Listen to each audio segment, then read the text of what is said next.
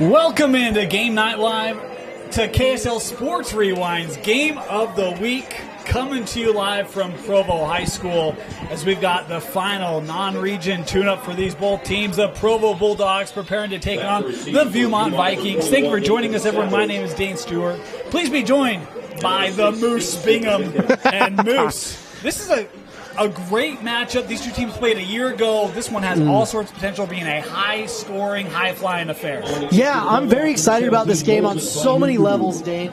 There's so many athletes out here. We've got guys with D1 offers, and I wanted to come to this game because there's incredible coaches on both sides, too. And Kirk Chambers and Andrew Jones, just phenomenal human beings on both sides. And this is just going to be a great game, Dane. I'm hyped. This is going to be a doozy as Viewmont coming into this game. They are undefeated. 3-0 are the Vikings. They've been scoring a ton of points in the early going, and they're going to see if they can keep that going here against a Provo Bulldog team that has been really strong to start the year. As this kickoff fielded back near the 10. Return here from Mickens. Kingston looking up that right side, and a good return up across the 30. And we will see 1st and 10 here for Viewmont. Yeah, that was a really short kickoff. You can see the stutter steps from the Provo kicker going up there. He's got to fix that if he wants to see that ball flying in the end zone. But I'm excited to see number 3 coming out here. Luke Jacobs hasn't offered a Navy already. He's an absolute dog out there. He's a kid that plays multiple sports, baseball, basketball, football, and he is an absolute dog at quarterback. Excited to watch him right here. He'll start in the pistol formation. Luke throwing out near side. That was intended for Caden Mitchell. Caught, pickup of about 5. I want to let you know the clock you see on your screen is unofficial. We'll do our best to keep that as synchronized with the clock here in the stadium. At times we'll start early, stop it early, that sort of a thing. That the unofficial clock is it's a gain of 4 on 1st down. Yeah, what you're going to notice about Viewmont right away is they are tall gentlemen. It's like a basketball team walking out there. Caden Mitchell, 6'3", and who you should really pay attention to is Scott Noel.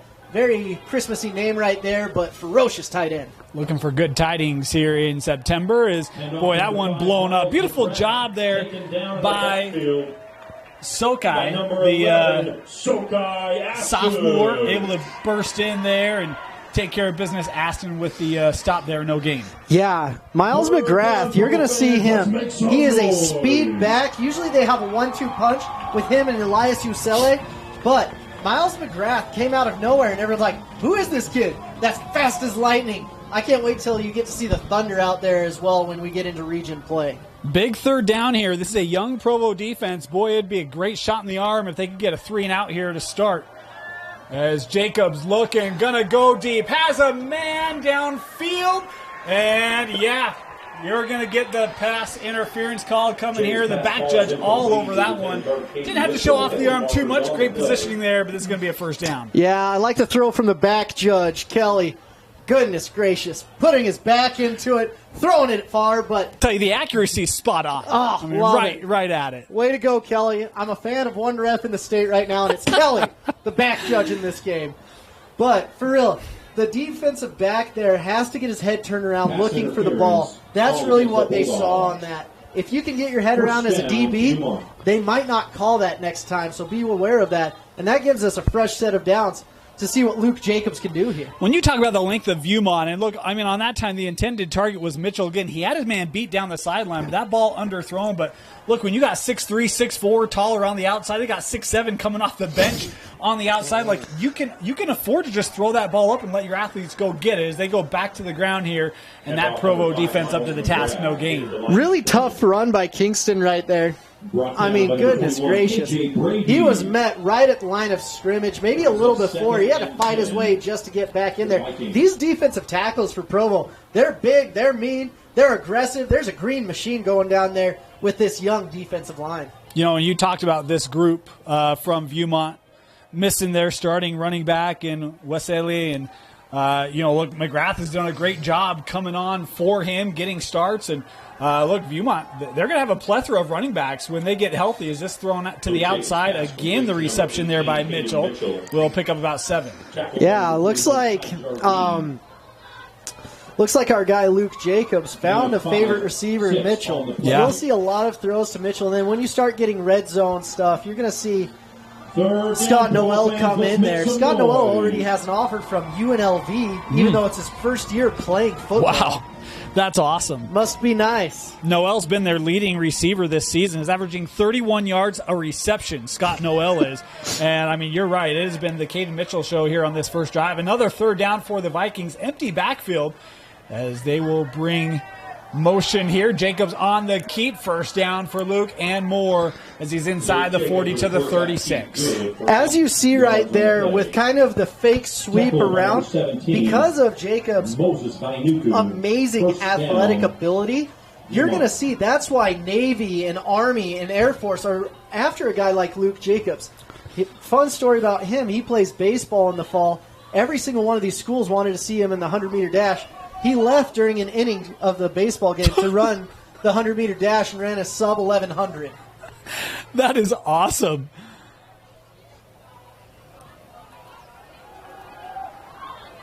Jacobs rolling to his right, looking down the field. There is that height on the outside, but that is incomplete. Couldn't be brought in. Love the idea. Again, trying to get it to Mitchell, but defended well to be second down.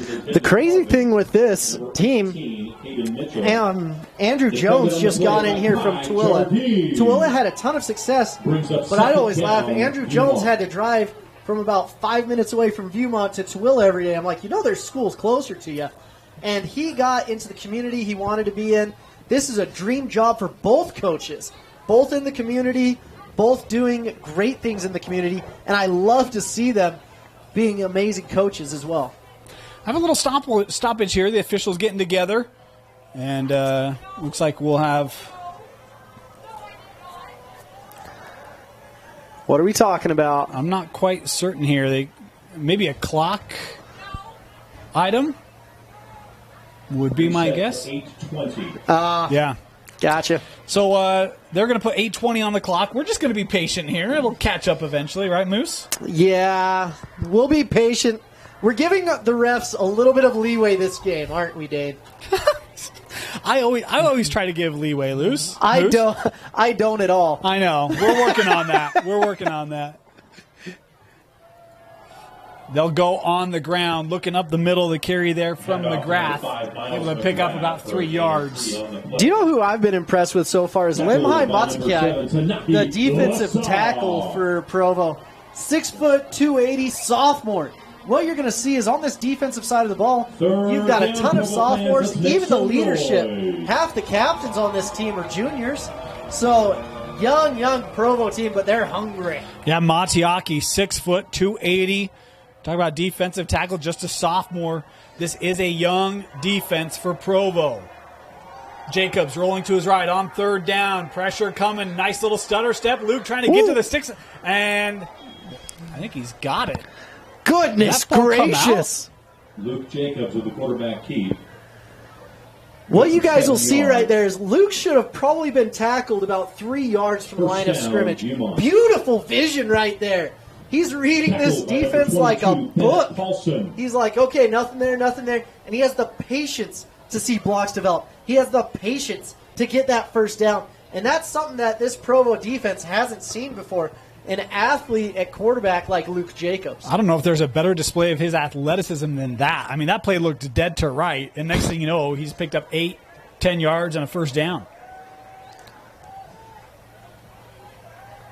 Jacobs looking for the end zone for Mitchell. That ball thrown out of play, incomplete. Really good defense from Taki out of there. Name's so nice, you got to say it twice. But he did a good job right there. Brings up second down for the Vikings. Now they know that Luke Jacobs wants to go to Mitchell a lot more. You're going to see a lot of press man. You're going to see a lot of bracketing going his way, but you always have to be aware of Father Christmas over there on the other side, 82. Yeah, Noel, 6'6", 225, good-sized target. Again, there's a lot of length. It's one of the things Coach Jones wanted when he came here to Viewmont. Jacobs on second down, looking for Noel. Oh! Is that caught? Give it to him. No, incomplete. Ah. Man, that was a heck of an effort. He's looking at him. He's like, on the hardwood, that would have counted.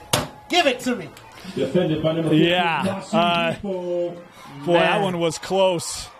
It's interesting. You listen to these cornerbacks. Mossy Hefo sounds like Aleva Hefo, and Taki number 3. There's some Brigham Young influences going on here in Provo, Utah. Another third down. This is the longest of the drive at 3rd and 10. Goodness. You have to be conscientious of what will happen here. They've switched out a lot of the defensive line, so who knows if they can get the same amount of pressure they have. Jacobs, design keep, trying the right side. Luke, I think he's got another first. 3rd and 10, you're running the quarterback, and he picks it up. Oh, Coach Jones must love that. He's like, who knows, you know. You might get us on 1st and 2nd down, but I'll just let my quarterback go. Man, they've got some stallions over there at Viewmont. Coming into the game through 3 games, and look, they've been in a lot of blowouts, so I don't know that Luke has played the whole game, but through 3 games, he's thrown for 308 yards, ran for 228. Oh, that's it? That's it. That's it. Yeah. Just 228 yards rushing. Goodness gracious. It's like a mini Taysom Hill out there. Jacobs looking a little out route here. Caught, tackled immediately, but that's Madro, the senior tight end, with the reception. Gain there of 6. Cole Madro, 6'3", 215 pounds. Big old boy out there. Like I said, it's a basketball team on the outside. They're giving Luke Jacobs a chance. They're saying, just throw it up and good things will happen, and he says, yes, sir.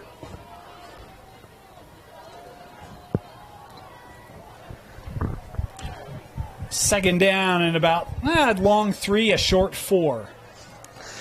The other thing you're going to notice, this Viewmont offensive line is young. Only one senior out there. Jacobs looking, end zone to high, caught. Touchdown Viewmont, and it is Scott Noel for the touchdown. My goodness, Father Christmas out there just doing what he wants. It's snowing touchdowns for them at Viewmont right now. That's it. Scott Noel, he's Father Christmas for me from now on till time and eternity. He earned that nickname. I'll tell you, I mean, Luke Jacobs, what does it got to be like to just know I can just throw it up and let my guy go catch it? Oh. Point after, up, good, 7-0. Viewmont scoring on the opening drive. They lead Provo with 6:01 to go here in the first. You're watching KSL Sports Rewind Game of the Week presented by Heidemann and Associates. The sponsors of Provo High Athletics. First Purpose Wealth. College wasn't built for me. It didn't care if I had to work a double shift. Test day's test day. Deadline's a deadline. I want to set the deadlines. Tests on your time. Courses on your time. Graduate on your time. WGU, the nonprofit university of View.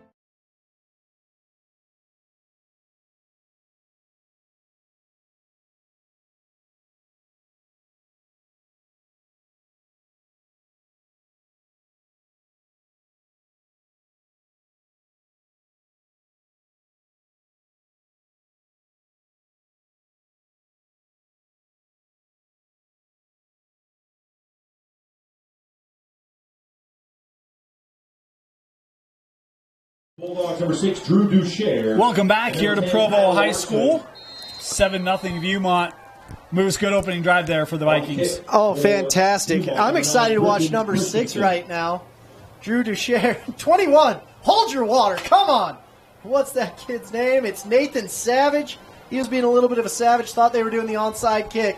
That was not what was happening. This kick will be returnable. Fielded at the 3.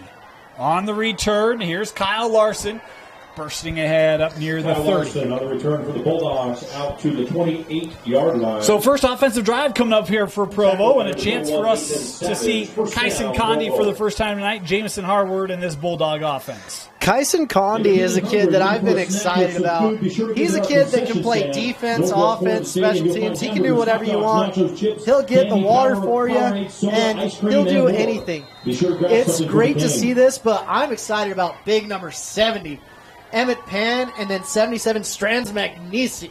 Great offensive line right here. And we talked about the offensive line here at Provo. We'll get into that as the broadcast goes on. But Provo starting first down with the carry for Harward, and not much there as he stood up for no gain.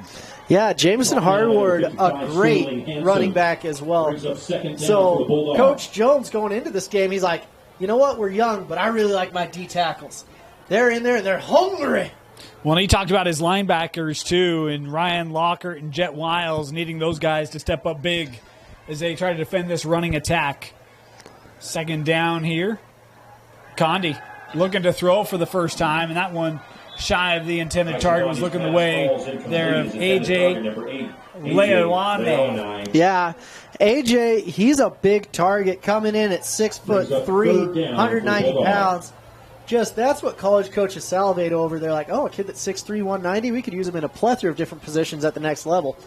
So we'll see what happens here. Big third down because Viewmont, they're moving the ball at will. If Provo can't do that, this could be a long night for the Bulldogs. And it's a 3rd and 10. It's a long one here for the Dogs. Condi looking, and that behind his intended target once again, this time looking for Kyle Larson. Double team there defensively and nowhere to go with the football. 3 and out here for the Bulldogs. Yeah, Darren Tovey's lucky there. He should have gotten his head around the defensive back on that play. Could have been, it was a little iffy. Could have been a pass interference, and that could have kept the drive alive. But now we get to see the favorite part of every single person tuning in. Moses Vianuku coming in to punt. You got to figure that's exactly how Coach Jones wanted that first series to go for Viewmont. They stuffed the run and then have to defend the pass twice. It worked out well. Punts away. And this is Savage coming all the way back. He'll just dump on that at the 20-yard line. And that's where Viewmont will start the second drive of the contest, leading 7-0. That was really interesting. Viewmont brought the house on that one. Savage should have caught the ball around the 35, to be honest with you. He let it bounce, and he suffered for that. That's about 14, 15 yards of just gainage for the puncher. So great punt by number 17, Moses Vianuku. We did have a flag back at the line of scrimmage on the far side. They're talking with Coach Chambers.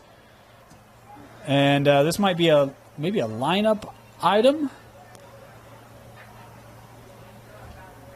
Oh, is he wearing something? This might be one of your favorites, Moose. Oh, this is such a... Well, so I'm not quite certain here. We're still talking. By the look on Coach Chambers, he doesn't look like he's ultra enthused by it. I don't see him moving the football here. Give him a warning. Don't give him an actual flag if he's got an extra wristband or anything. Look, I talked to an official this week, and he said, when I'm on a game, I go through the lineup, and I warn them as I'm going through before the game even starts. Okay. As they're doing warm-ups and stretches. And I talk to both coaches before the game and give them a heads up. So this official felt like, look, we try to be out in front of this as much as we can. The officials here conversing. The question, Moose, to you, we talked about this last week. There's a new rule this year about illegal adornments. So we'll get into what that might mean, but it's an unsportsmanlike penalty if that is the call. It's a 15-yarder. That would be an item like inappropriate eye black. It'd be an item like a play call sheet that is not worn on the wrist, it's worn elsewhere. It'd be mismatching towels. It'd be inappropriate bands that are being worn. And here you do have a 15-yard penalty. So my guess is this is one of those unsportsmanlike penalties due to illegal adornments. This isn't the NFL. It's not the no fun league. This is Utah high school football. Let them play, ref. Let the boys play and have some fun. So that will move it up here to the 35-yard line. I can't express how frustrating that rule is. When I played in an all-star game, I had eye black, I had the back pad, I had my abs showing, and a puka shell necklace just for taste. And I would have thrown the flag on you, Moose. Viewmont looking for the run here on first down. That Provo defense, really, with the exception of Jacobs, they've defended the run well here, Moose. Yeah, it's been really impressive. Like I highlighted earlier, I like 99 and then 21 coming in there. KJ Brady is really good as well at 6'2", 215. This is a young Viewmont offensive line, and they're missing one of their starters in Trey Price, the transfer from Tooele. Isn't it crazy that every week we have transfers from somewhere? Yeah. It's just absolutely nuts. But they're missing their tackle until the fourth quarter of this game. It was a gain of 1, so 2nd and 9 here. Here is Jacobs. Oh, my goodness. I thought he was going to come near side, and next thing you know, he turns back to the middle, picks up 8 yards. Man, we got Houdini out there. Now you see him, now you don't. Goodness gracious. A lot of fun players out here. He only got 9 on that play. I expect more of him. It's really going to hurt his average. Let's be honest. Will you get your head out and let's go, Luke? You ready for this? Through the first 3 weeks, he was averaging 10.9 yards a carry. Well, he's getting a lot less than that here tonight with his 9.6. 3rd and 1. Pistol formation here for Vic the Viking. On the ground, first down is Miles McGrath, the senior, with a gain of 4. Miles McGrath. Goodness, I like it. Great run, and I love that he's getting more and more reps going on this year, because once they get to playoffs and Elias Usele is back in there, the 5'10", 215, absolute bulldozer, it's going to be a different game. Ooh, look at what they're doing now. Looks like big 77's in there. Strons McDeesey. He's only listed as an offensive lineman, but hey, let's see if Strons here can make a stand for this Provo defense. Lined up right over the ball, big number 77. First down. Jacobs rolling, coming over with pressure is Lisa. And Jacobs will run out. You know, the other thing that Coach Jones has to love is the time they're taking off the clock. Provo on the 3-9 only had the ball for like 1 minute and 4 seconds. This running game just chipping that clock away, Moose. Yeah, it's very interesting to see all of this happening. Luke Jacobs looks like he's in fast-forward mode and everyone else is in slow motion.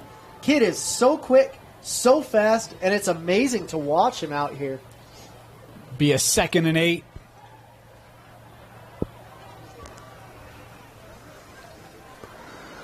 Let's see what they're going to do now. 2nd and 8. I'm guessing a vertical. Look how close that defense is, a line of scrimmage. Everyone within 9 yards. They'll stay on the ground. See, this is why I'm not a defensive coordinator. It's flag coming in here on the play. Usually this is a holding, but we'll see what's going on. Brought down by number 11, Sokai Ashton. Strands, I actually liked him in there. He had good hands, and they realized we're not going down the middle with big 77 in there. It's a good way to stop that run game is Strands coming off here. We do have the penalty, and we'll wait for this to be sorted out. Every single college coach in the state should be watching 77. Kid's raw. He's like 16 years old, even though he's a senior.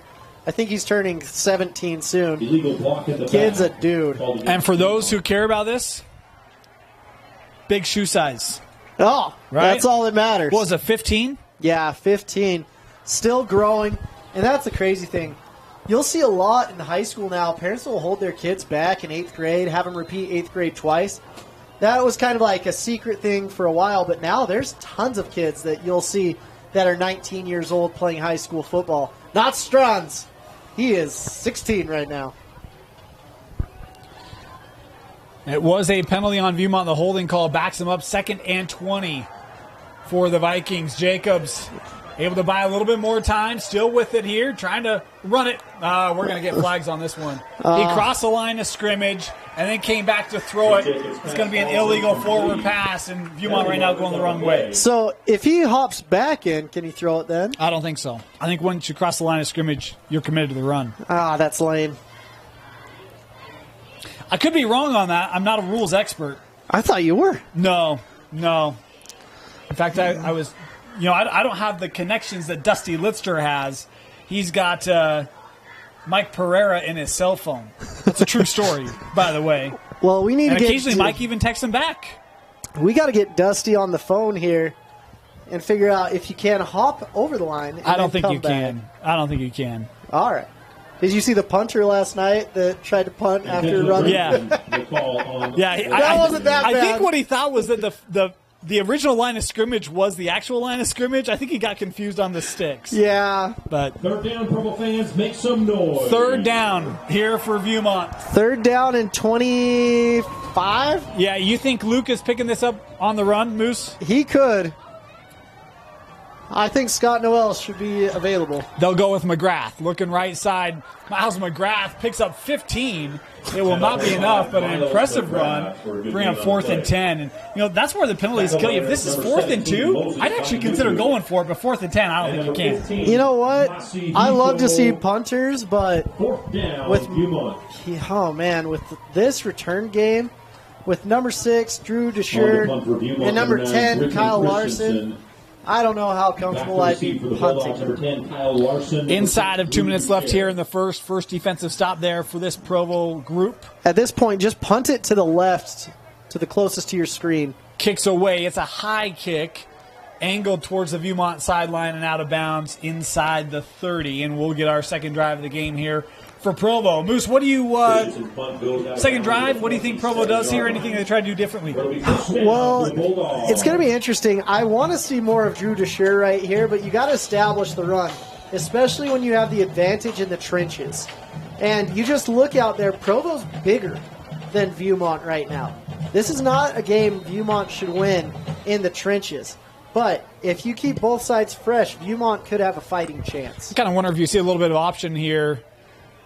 Some zone read play or something. Try to get Condi engaged in that running attack. See if that opens things up. Condi able to slip through the first tackler, but then stopped. Nice job staying with it there by Brian Miller. Yeah, fantastic second effort by Brian. Got to wrap up. That's one of the keys to any single defense. Get your arms around the runner and take him down. Man. It was a gain of a yard. Second and long here. Let's see if they stay with that running attack or if they go back through the air here. Condi looking for the quick out. Incomplete. It just feels like he has not been able to get into his rhythm yet, Moose. Yeah. The nice thing is Kurt Chambers loves to run the ball. The Stanford Cardinal, he bleeds Cardinal through and through. He's got trees in his yard dancing because that's who he is. He loves Provo Bulldogs and he loves the Stanford tree. But you got to get something going through the air, especially when you're a spread-type offense with this.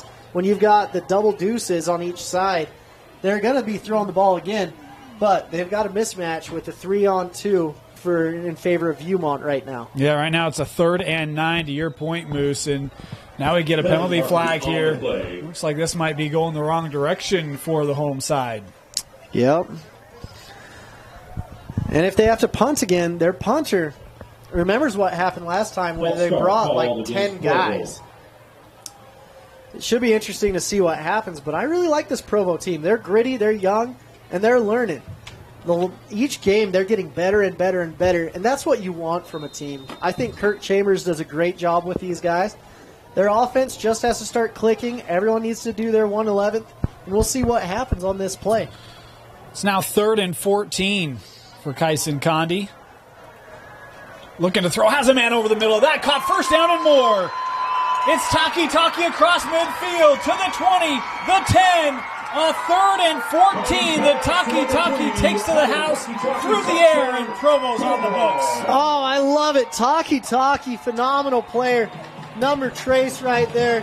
Lenny is an absolute stud, 5'11", 165, playing both ways.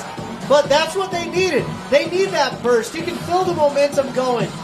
Viewmont thought, they're like, you know what, this could be going in the bag right now. But Provo said, no, not today. Holding out the Nakembe Mutombo with the finger. How about that response on a 3rd and long? It's the first completion of the night for Condi, and it's a touchdown. Great completion. That's all you need. Oh, 21, get out there. Didn't we have a 21 last week that was late in the AF American West game? West game? I believe so. Kick is up, and it's off the upright. No good. So 7-6 the score here for Viewmont. 54 seconds to go in the but it's Taki Viewmont 7 on a 3rd and 14 reception to help Provo get in the scoring column. Yeah. The PAT is very important. I'm going to blame that PAT on the holder. He had the wrong knee up right there. He should have had his right knee on the ground for right-footed kicker and his left knee in the air. So it messed up the kicker. We're never going to blame the kicker on that. Kicker did a great job. We still love you, Moses Vianuku. Come on back and hit a field goal. I thought you were going to harness old school classics and blame the laces being in and then offer a cookie. And no, laces don't matter. You know the movie reference? Ace Ventura. Yes. Yep. Even though that is a popular adage, it is not true. You can kick a ball just as well if the laces are facing you, ladies and gentlemen. Do not believe Jim Carrey. Don't do it. He did not do his research. Yep. And if you're on the golf course this week, don't pull an Adam Sandler and start running at the ball in a drive either. Two ridiculous things that Hollywood has ruined. Field goals and driving the golf ball. They need a little drama, Moose. They do. Laces out. Great way for Provo to finally get some momentum. We talked about it just hasn't quite been there yet. That play, see if that maybe turns things around. As this kick over the head into the end zone for the touchback. Vianuku is ticked. Yeah. That ball, he had the worst run-up I've seen in a while. He's only 5 yards away, but it doesn't matter. He's kicking it 5 deep. Good job. Horrible run-up. That's okay. We'll still love you, Vianuku. Hey, look, as someone who has a sidewinder basketball shot, all it matters is that it goes in, Moose. That's all that matters. No. We're training these kids to go to the next level here on Game Night Live Rewind. We expect better of all of them, but Vianuku, you'll see he's playing free safety right now as well. He's got a lot on his plate, the sophomore stud. First down here for the Vikings. This drive starting at their own 20. Jacobs will throw on first down. Defended there initially. He's buying time, looking down the seam, and that just over the outstretched hand there of Cole Mudrow. Man, Jacobs does a great job keeping his eyes downfield. He's always looking for his running lanes, but I like how he throws the ball as well. He's a phenomenal athlete. Like I said, track star, baseball star, basketball star, football star. There's more stars on his Lettermans than the stars in the sky. My goodness. And we'll see Luke Jacobs on the hardwood this year. That was one of the items Coach Jones was telling us with basketball coming out. They're like, all right, but now, Luke, you got to come play basketball with us. And so got a fun little culture being built there at Viewmont High School. As another run here. And I love this running play for Jacobs. Boy, great job getting off the block there by Sokai Aston. And we'll stop Luke for a gain of just one. Sokai Aston did a phenomenal job. The other thing I like that he did is he went for the ball right there. Luke Jacobs, he had his 5 points, which secured it. But if you keep going at that ball, only good things happen. 3rd and 9 here for Viewmont. And they do not have to run another play. And looks like they took a timeout? No. Well, that's what I'm wondering. It looked like Coach Jones was signaling for a timeout. I was like, there's no way he takes a timeout here, right? And he does not. So, first quarter in the books, 7-6, Viewmont leading Provo. You're watching KSL Sports Rewind's Game of the Week, presented by Heinemann Associates, brought to you by Western Governors University, Salt Lake Running Company, and UCCU.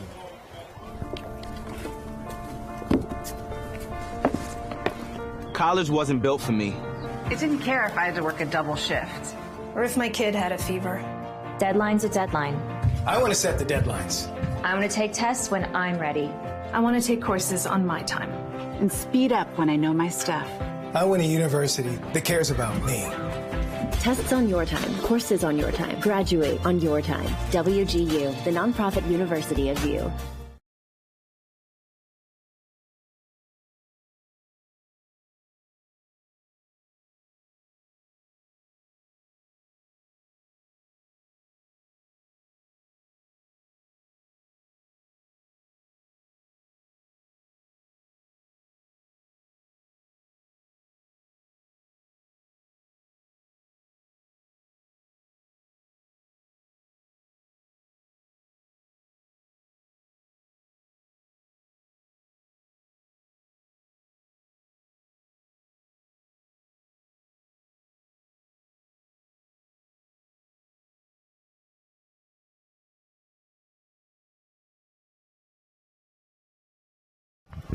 Welcome back here at Provo High School. Start of the second quarter. Dane Stewart, Moose Bingham with you. 7-6 Viewmont and a 3rd and 9 here for Luke Jacobs.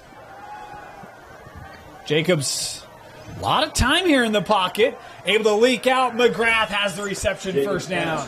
Man.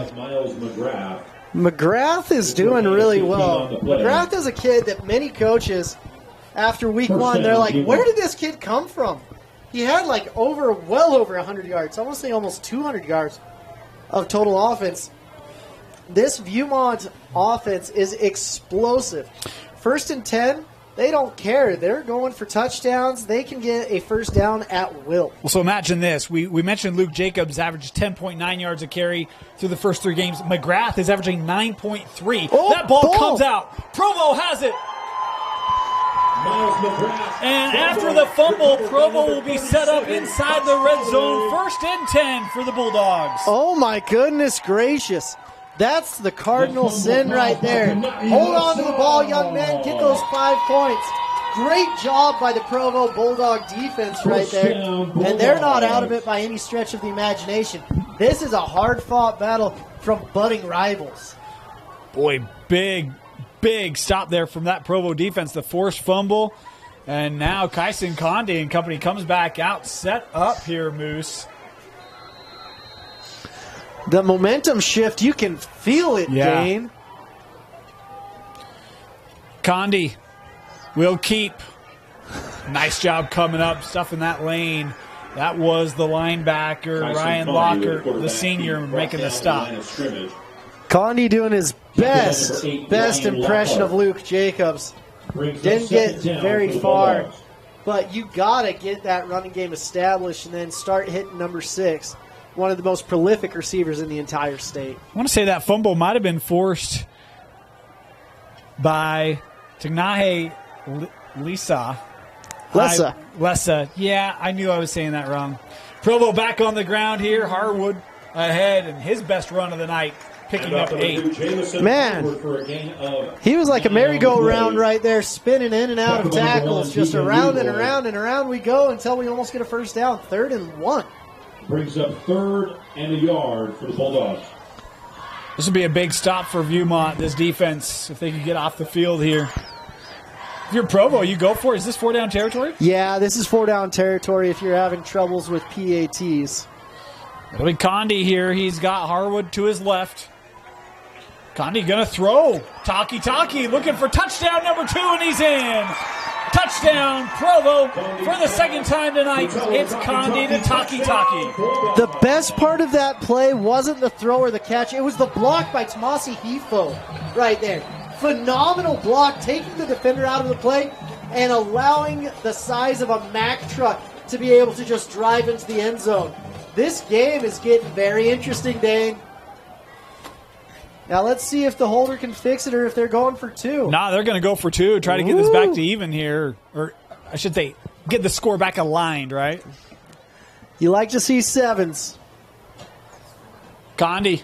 And that in the dirt. He was looking the way there of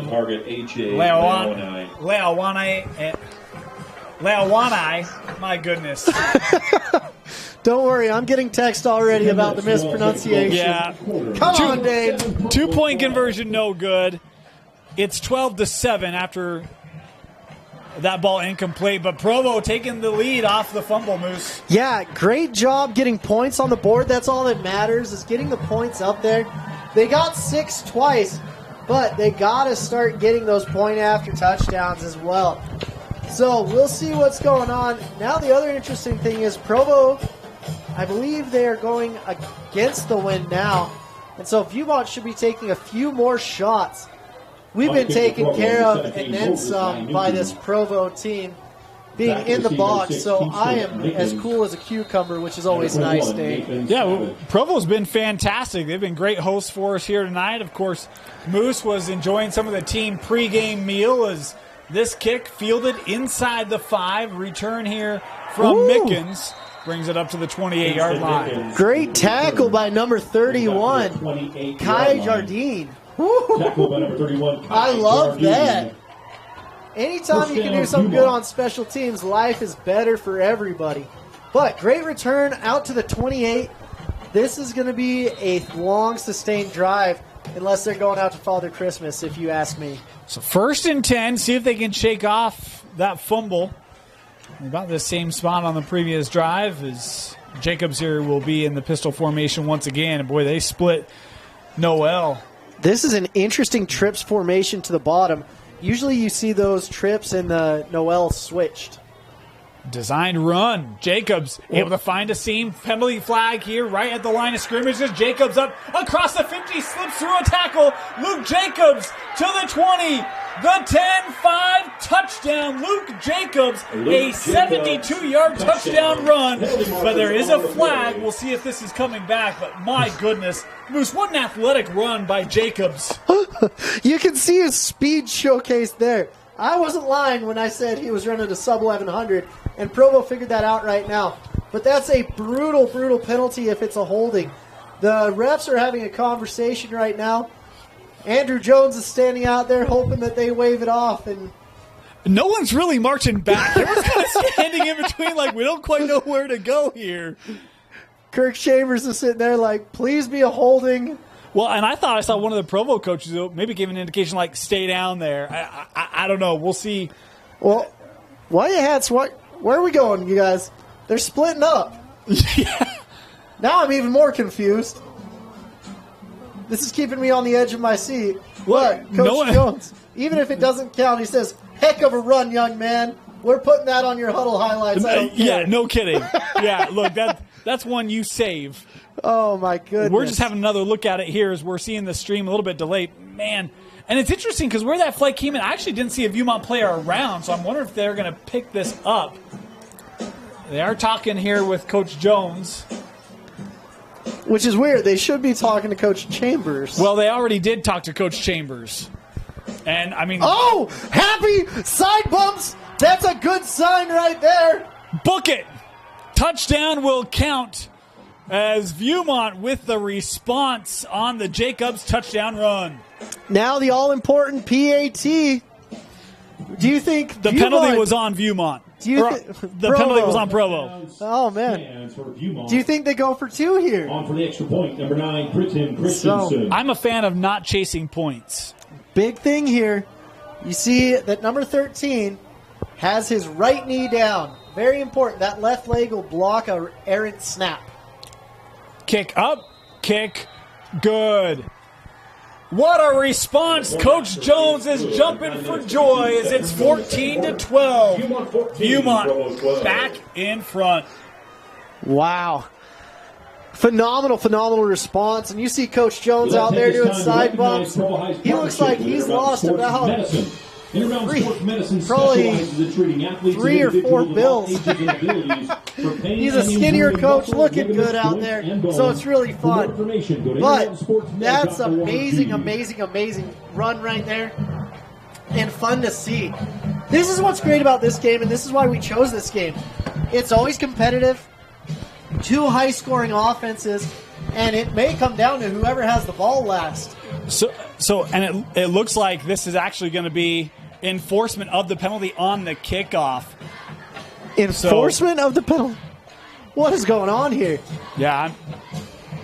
I mean, I thought you would have to either accept the penalty or decline the penalty for the touchdown to stand if you decline it. So I'm a little confused. I'll be talking to my favorite back judge in the state, Kelly, right after this. Don't you fret, Dane.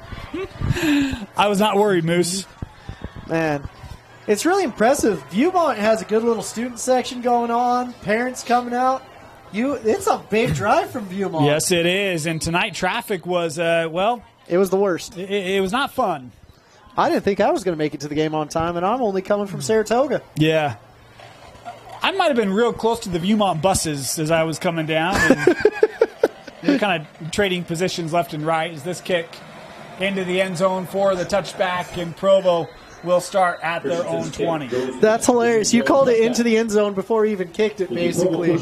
Well, typically when you're kicking off from the 45, It's only a 5-yard difference, but what was hilarious about that kick, he's having trouble getting it into the end zone, and on that kick, he hits it 10 deep. It's all a mental thing, Moose. Oh, you got to be mentally strong, mental fortitude in this game. Luckily, Riley Jensen can always help us out with that. Yes, he can. I love his podcast. I listen to him all the time. I didn't even know. Now I know. Yeah. If you don't know, now you know. First down for Provo. Starting at their own 20 after the touchback, trailing here by 2. Check with me. Let's see what it is. What is it, Moose? Probably a throw. You just said check with me, so I was checking. Oh, boy, that threaded. Tell you what, Darren Tovey was eyeing that one as it was intended once again for AJ. Darren saw 6 right there. My goodness. Leao and that's one where I don't know if that paw sticking out there maybe breaks up the concentration there for a moment.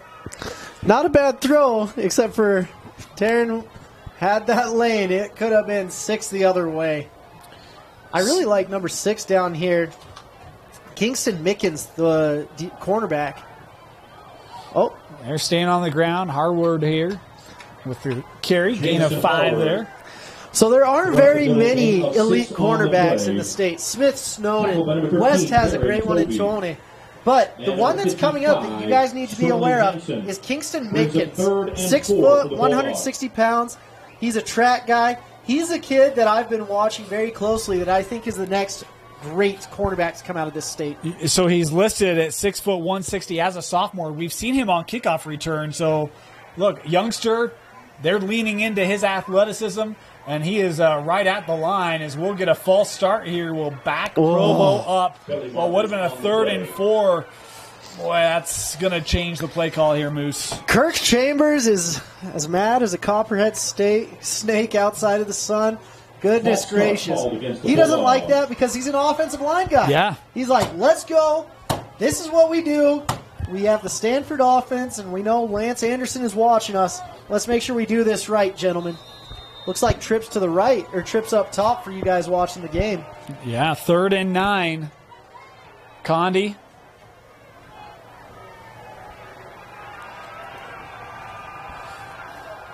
Apologies for our clock malfunction there. There's 9 minutes to go. Condi looking, and that no good. Incomplete as Presley Goobler was in coverage there, able to help make a play to knock it away, and it's 4th down. Oh, Goobler coming up, doing his best. He gobbled up that wide receiver right there. And now we get to see another punt. So, what will Viewmont be doing here? We should do polls. Do you think they're coming after it like crazy? Just in-game polls. No, you're doing I would go return here, right? You got Savage back. You have a chance to get on the plus side of the 50. Oh, they're going after it. You can't hold them back. Look at this. Everyone's on their front foot. I think it's all show, Moose. Nope. I was wrong. This punt angled away from Savage. It'll take a Provo bounce. Savage grabbed the ball, gosh darn it. That's a couple punts that have had great bounces for the Bulldogs. And it will put it back at the 30 for the Vikings. Man, so your number one job as a returner is to catch the ball. Moose, you worry about kicking it, okay? Oh, I'll worry about catching it, too. I've watched plenty of film on returners, trying to understand what the heck's wrong with them. But I was laughing. I was talking to Reno Mahe, and he was describing what it was like to return a ball in the NFL. He's like, it's like standing on I-15 with bowling balls all around you, trying to catch a football and not get broken in half. Oh, man. I'm like, that doesn't sound delightful. Viewmont starting at their own 30. Oh, good throw, good catch. Madro up near midfield. Ooh. Boy, he gets popped. And a penalty flag coming out here on the play. And this might be 2 penalty flags. Collar? It kind of looked like the hand got up in the back of the pads, and then the hit coming in late. I'm not quite certain what the call will be here, but certainly an awkward. Maybe hitting a defenseless player by Kyle Larson, but it wasn't malicious. Look, I actually had this conversation at work today. You ready for this, Moose? Yes, sir. If you didn't like rules before, you know the rule for a defenseless player? You know what that rule is in the rule book? Dime. It means tell me in Spanish. I'll tell you, it's a tough rule. The writing, and I'm not going to read this word for word, but it's essentially if there's a play. Actually, I will read it word for word. Okay, so this is a hit to the head, so this is not a defenseless player. But here's the defenseless player rule. A defenseless player is a player who, because of his physical position and focus of concentration, is vulnerable to injury. Focus of concentration? And physical position. You know what? Physically and focusably, I'd be a defenseless player 99% of the time. I would I'm be on the too, because field. I'm not with it, right? Yeah. Like I'm an aloof individual. It was a hit to the head. That was the penalty. And so the 15-yarder will move Viewmont into Provo territory. I like that they're protecting the kids. Don't get me wrong. But come on, ref. I actually don't have a big problem with that. We'll get into that after the play. Jacobs will hand off here to McGrath, left side. Big lane for McGrath as he's spinning through, and he's close to a first down, Moose. McGrath is just getting his yardage. 10 here, 10 there. Going through. So, looks like it's another first down. Going back to that penalty, here's my thing. Okay. Madro's kind of being held there. Yeah. And then a player's coming in, and it's not intentionally high, but because Madro really can't do anything, it's a tough call. This is why we don't make the big bucks on the field. It's why I choose to not be an official. Yeah. Make that really clear. I've had offers. I'm like, no. You've I'll stay had in offers. the booth. First down. Our apologies, another clock malfunction here. Down to 8 minutes. Looking end zone. Back corner just through the hands. Boy, a great throw by Jacobs was looking the way there of Noel and just missed a touchdown grab.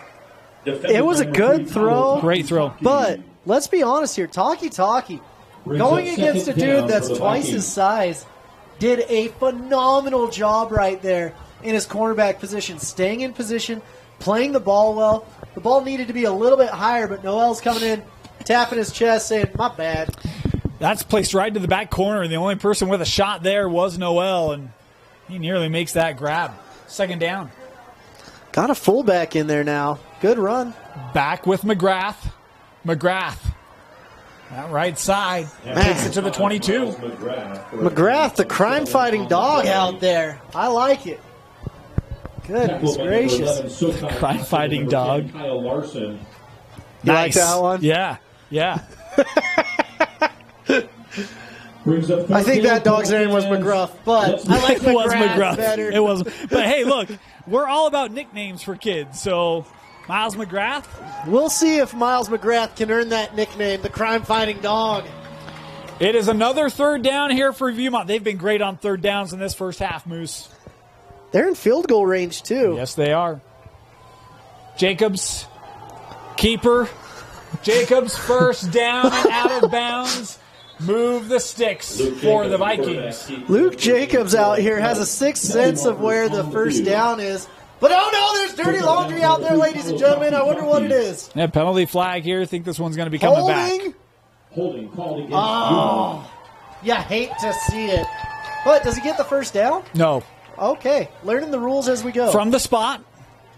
From the spot. And then you'll replay the down. Sad day. Might have knocked him out of field goal range, too. Well, here's the thing. So that was actually down the field. So rather than being a 3rd and 14, it's actually just a 3rd and 8 because of where the holding was. See, that's... I'm just used to college and the NFL. Yeah. And Powder Puff. Let's make some noise. Third down again. Big third down here for Viewmont. Let's see what Provo can do on defense and what Viewmont's going to throw at him. Look for 82 here. Jacobs looking over the middle, has a man and just incomplete. Was trying to get it there to Madro. So no man's land. Let's see what Coach Jones is doing. I think he's going for it. Yeah, I think you go for it here. Brings up fourth down. I'm actually surprised they didn't run Luke there to try to get 4th and shorter. But look, there was a little lane there for Madro, just a step in front of him. Just a bit outside. He wishes he had that one back, in the immortal words of Dusty Lister. Yeah. He's the only one I've ever heard say that. Oh, really? No. Oh, okay. I was like, really? It's the old announcer's adage right there. It is, yeah. 4th down, Viewmont going for it. 82. Jacobs looking end zone. Noel caught. Oh, my touchdown, goodness. Viewmont. Jacobs to Noel on 4th down. In the 82nd Noel, there were touchdowns thrown by Luke Jacobs, and that's what we look for. Not the first Noel, but that one. Father Christmas continuing to make it snow in these beautiful uniforms. How about the 4th Noel? It's a 4th down? No? All right. I like it. All right. Either way, Now the all-important point after touchdown. Chance to go up by 9. The kick is up. The kick is good. 21-12. Viewmont, the offense firing on all cylinders here on KSL Sport Rewind's Game of the Week. Man, Noel is just a cheat code out there. My goodness gracious. How do you defend it? You can't. I kind of feel like, have you ever seen A Knight's Tale? Yeah. They have a quote in there. It says, if you had to face him, how would you beat him? And he's like, in his sleep with a stick, but on a horse with a lance, that man is unbeatable. And that's how I feel about Father Christmas out there. When you've got him out there, 1-on-1, 2-on-1, 3-on-1, it doesn't matter. He's going to go up and get that ball. I mean, here's the thing. You've got Noel's at 6'6", Madro's at 6'3", Mitch Jepson comes off the bench. He's at 6'6". I mean, we talk about Viewmont. We talk about the length. And when you see it, you're like, I don't know how you defend it. I think Provo was hoping they'd get more pressure on Jacobs, but really the Viewmont offensive line has been stellar in this first half, Moose. They've done good. I didn't anticipate them to do this good. Great job by Coach Andrew Jones and staff, really decimating the Provo defensive line. And now you were being sneaky there with the outside. Because no one saw it coming. They've established the run. Yep. They've given Jacobs plenty of pocket and time. Yep. Like, when you do that, you're going to win height battles down the field. Drove it. Caught out of the air cleanly from the 5. Return right side. Woo! And taken down to the 26 as that was Larson on the return. Oh, my goodness. I'll tell you, Coach Jones, he never has to do workouts on game days because he's going to get his workout in on the sidelines. I love the energy he brings. That guy's always jumping and cheering on his boys. You can tell how much he loves his team and his opportunity to coach this game. He even has more energy this year with not having to drive. McDonald's is suffering in Tooele without him out there, but his waistline is not. Big economic downturn as Condi, boy, that one kind of thrown in between a couple of targets. It was intended there for Hefo and incomplete. I like Darren Tovey coming in there with the sliding. I'm supposed to be in position. Get in position, Darren. It feels a little odd. Condi feels like he's been short on a lot of throws in this first half, Moose. Yeah. I mean, Condi, he's naturally a safety. He's a very good athlete. And we're going to see what he can do. He's been impressive the first couple weeks, but we'll see. They'll run it here on second down. Good lane up the middle. As that was Harvard with the carry. He's close to the first down. He's got it. First down, Provo. Well, what's crazy about Provo, you can see him just popping out an explosive play every once in a while. And that's what will keep him in the game, to be honest with you. But now they're down 2 scores because of the lack of PATs. Yeah. First down. Condi over the middle, has a man caught. Here's Ducher. Ducher across midfield, still on his feet. Ducher takes it down to the 21-yard line, and Provo's in business. Boom, and that's what we've been looking for. Drew Ducher. He's been doing this since he was a freshman and a sophomore. Now his junior year, if you can find number 6, you may be going for 6. Great player in Drew Ducher. That was a player that I was waiting to pop in this air attack, and it's a big play here late in this first half for Provo. You got to get that kid involved in the offense. The more Ducher we see, the better you're going to do. Condi looking for Leawane, and he takes us up inside the 20. The one thing I've been impressed with the Provo receivers is the blocking downfield. That's been really fun to watch by them. That play good for another Bulldog. Leawane has the first down on the reception.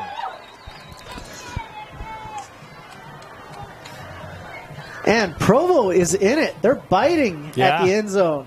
Trips here to the bottom of the screen. Condi, screen again, Leawane. Inside the 10. AJ inside the 5, and it will be first and goal here for the Bulldogs. They saw something on film. They're like, Kingston Mickens. He's a really good in pass coverage. He's a sophomore. He may not be as physically gifted yet. Oh, a couple big guys coming down. the sideline saying, hey, let's go to our heavy package. We'll see what happens here. But they're finding a lot of success on those screen games to the outside. First and goal. Lisa, touchdown, Provo. Lasaw in from 3 yards out. The Dogs match it. Yeah, Lasaw, you sit there, you think of Logan Lasaw. There's a lot of Lasaws. Provo, they're finding a new identity without their two monstrous linebackers. And are they going for two now? No, the kicker's coming out. So let's see what happens here. 17, Moses Vainuku. Now, why is the holder setting the tee? I haven't seen that ever. And Moses Vainuku with a one-on-one, he's just going to do a jab step kick. I have not seen this before. Kick is up, and that blocked. DNA by the Viewmont special teams. Yeah, I don't know what's going on with the kicker. That's one very interesting thing. If you're going to do a one-step, you have to have your right foot forward for a jab step kick. They're trying to get the ball off quicker, but if you do that, a lot of times you don't get the trajectory that you want with the ball. So a lot of interesting things coming from the Provo special teams. 21-18, and the worst part here is now you got to kick it off, and that Viewmont offense coming back on the field with 5 minutes to go. Yeah, 5 minutes to go. Viewmont, they've been running well, they've been passing well. They have a chance to hit 28 points in this first half, and that's right on cue for them. And Moses going into the wind. We'll see what happens here. Number 21, Nathan Savage. Should be a returnable ball, but I'd still have my returner's heels on the 5. Not on the 10. But I'm a special teams connoisseur.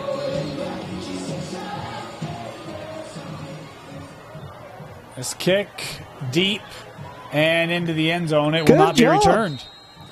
Vainuku's kick into the end zone where it'll be a touchback. First down. Touchback, and Viewmont will come out at their own 20. Yeah, Vainuku's doing a good job on those kickoffs. Props to him. So, Viewmont, this is interesting. If they can get down the field, they're going to be up by 10 going into the half if they do it quick, or they're giving Provo another chance. What are you going to do, Dane? I'm running it here, and this is a big drive. Viewmont had the first possession of the game, so if they score, if Provo can get a stop here and they get the ball to start the second half, you can actually find yourself in the lead. Ooh, I like it. But you got to get a stop. Screen. Oh, that's a little deceptive screen there, Moose. Oh. And Provo, that defense was ready for it as they take Jetson down for a loss on the play. That could have been a helmet-to-helmet right there. If you're going through the rules that you were going through, he was defenseless being brought down. There was a helmet-to-helmet right there. But that little screen going through the middle didn't work out like they thought it would, and that's -5. Well, it looked like they were trying to show the outside screen, and they leaked it up the middle. Yeah, a little tunnel screen is what you call that. Interesting play. Pistol formation, second and long. Jacobs on the keeper. That one comes out. Another fumble. The ball is still loose. And I think Viewmont's on it, but this is back inside their 5 as Jacobs lost it, and it's going to be 3rd and forever. Coach Jones is losing his mind over there. He's not happy about what's going on. Jacobs got to hold on to the ball. On the 5-yard line. Wow. Boy, and here's the thing, Moose. When you talk about Provo getting the stop, all of a sudden, with where Viewmont is, you can have a short field for Provo. You can still score to take the lead at the end of the first half. Wow. Crazy. Man, that's huge. It'll be 3rd and 25 for Viewmont at their own 5-yard line. So we're going to be looking for Father Christmas right here, I'm willing to bet. And they put Drew DeShure over there in safety to kind of double coverage him, it looks like. Jacobs from his own end zone looking deep for Noel, and that thrown to midfield and incomplete. He put everything behind it, threw the ball 55 yards in the air, just not accurate enough. Now it's a big-time punt. On the play by number 3, Talo Taki at number 6. You got to get this to roll right here if you have a chance of stopping them. You need something to help flip this. It could be a short field here for the Bulldogs. This is where punters make their money right here. And Provo does an interesting thing. Let's see if they come after the ball too. Because they've got 2 returners, 1 short, 1 long, to try to defend both types of punts in case he's doing a rugby. But we'll see what happens here. I think first punt of the game, no, second punt of the game for Viewmont. That's off the side of the foot, angled, and it does not take a favorable Viewmont bounce. It will be out of play inside the 40. Provo will come out at the 39 of Viewmont short field here for Condi and company. So the punter right there to fix that, he's got the ball too far outside and he came off the side of his foot. You have to have the ball right over your right leg. The ball needs to be right over your right leg. If he had the ball over his right leg, right over it, it would have been okay. It's so important. The drop is 90% of the punt. First down for Provo. Condi handing it off. And Viewmont there, able to limit the gain there for Harward. Honestly, great run by Harward. He should have been taken down 2 yards short. He still got 5 yards after contact. You love to see that yards after contact by the running back. And Harward's one of the best in the state at getting that. 2nd and 8.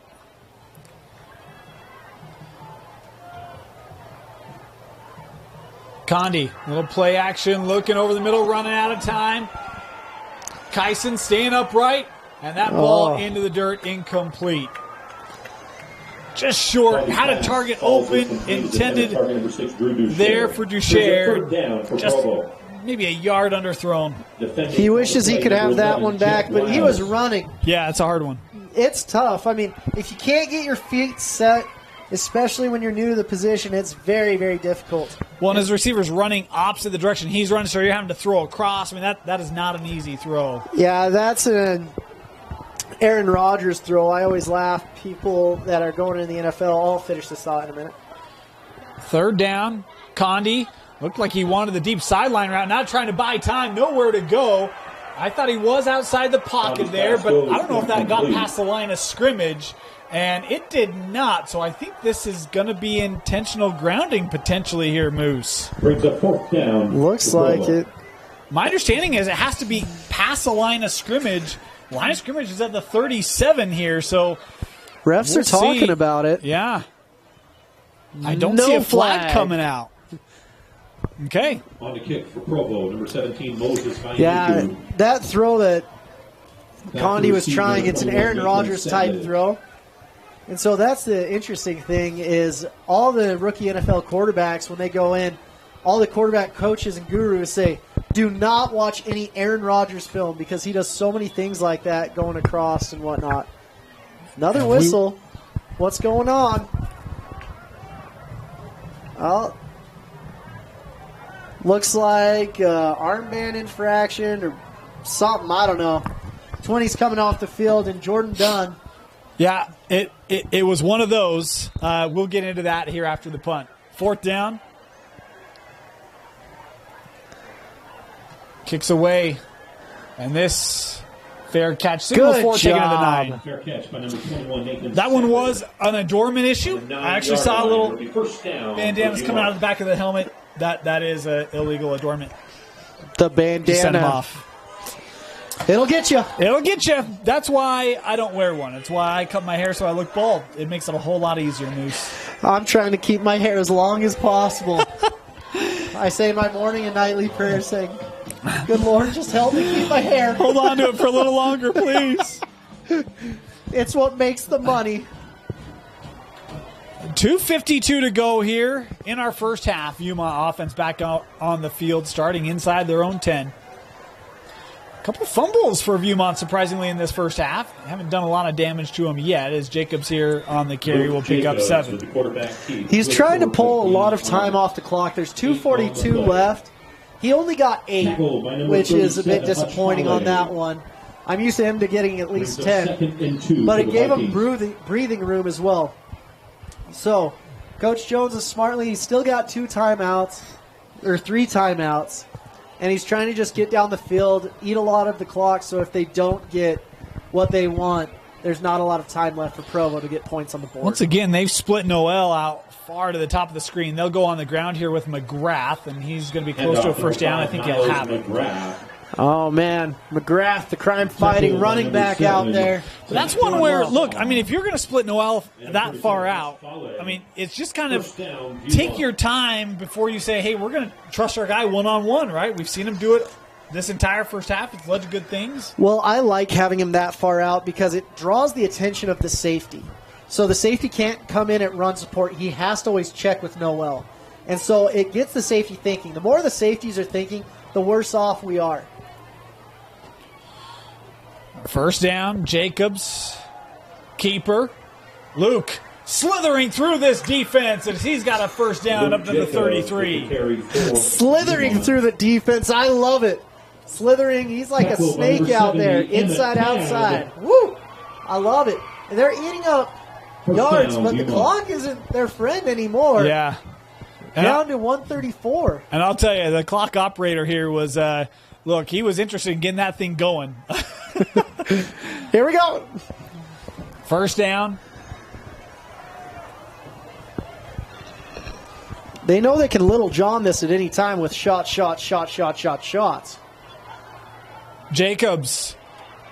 Boy, he's got a lot of room. Instead, he's got Noel behind the defense. And it's caught inside the 20. A huge gain by Noel, and it's first and 10 at the Provo 16. Father Christmas again. When it rains, it snows, and when it snows, you go to the first Noel. My goodness gracious. They lost him, Moose. Oh, but the safety, they saw the running. This is the hard thing going against Viewmont.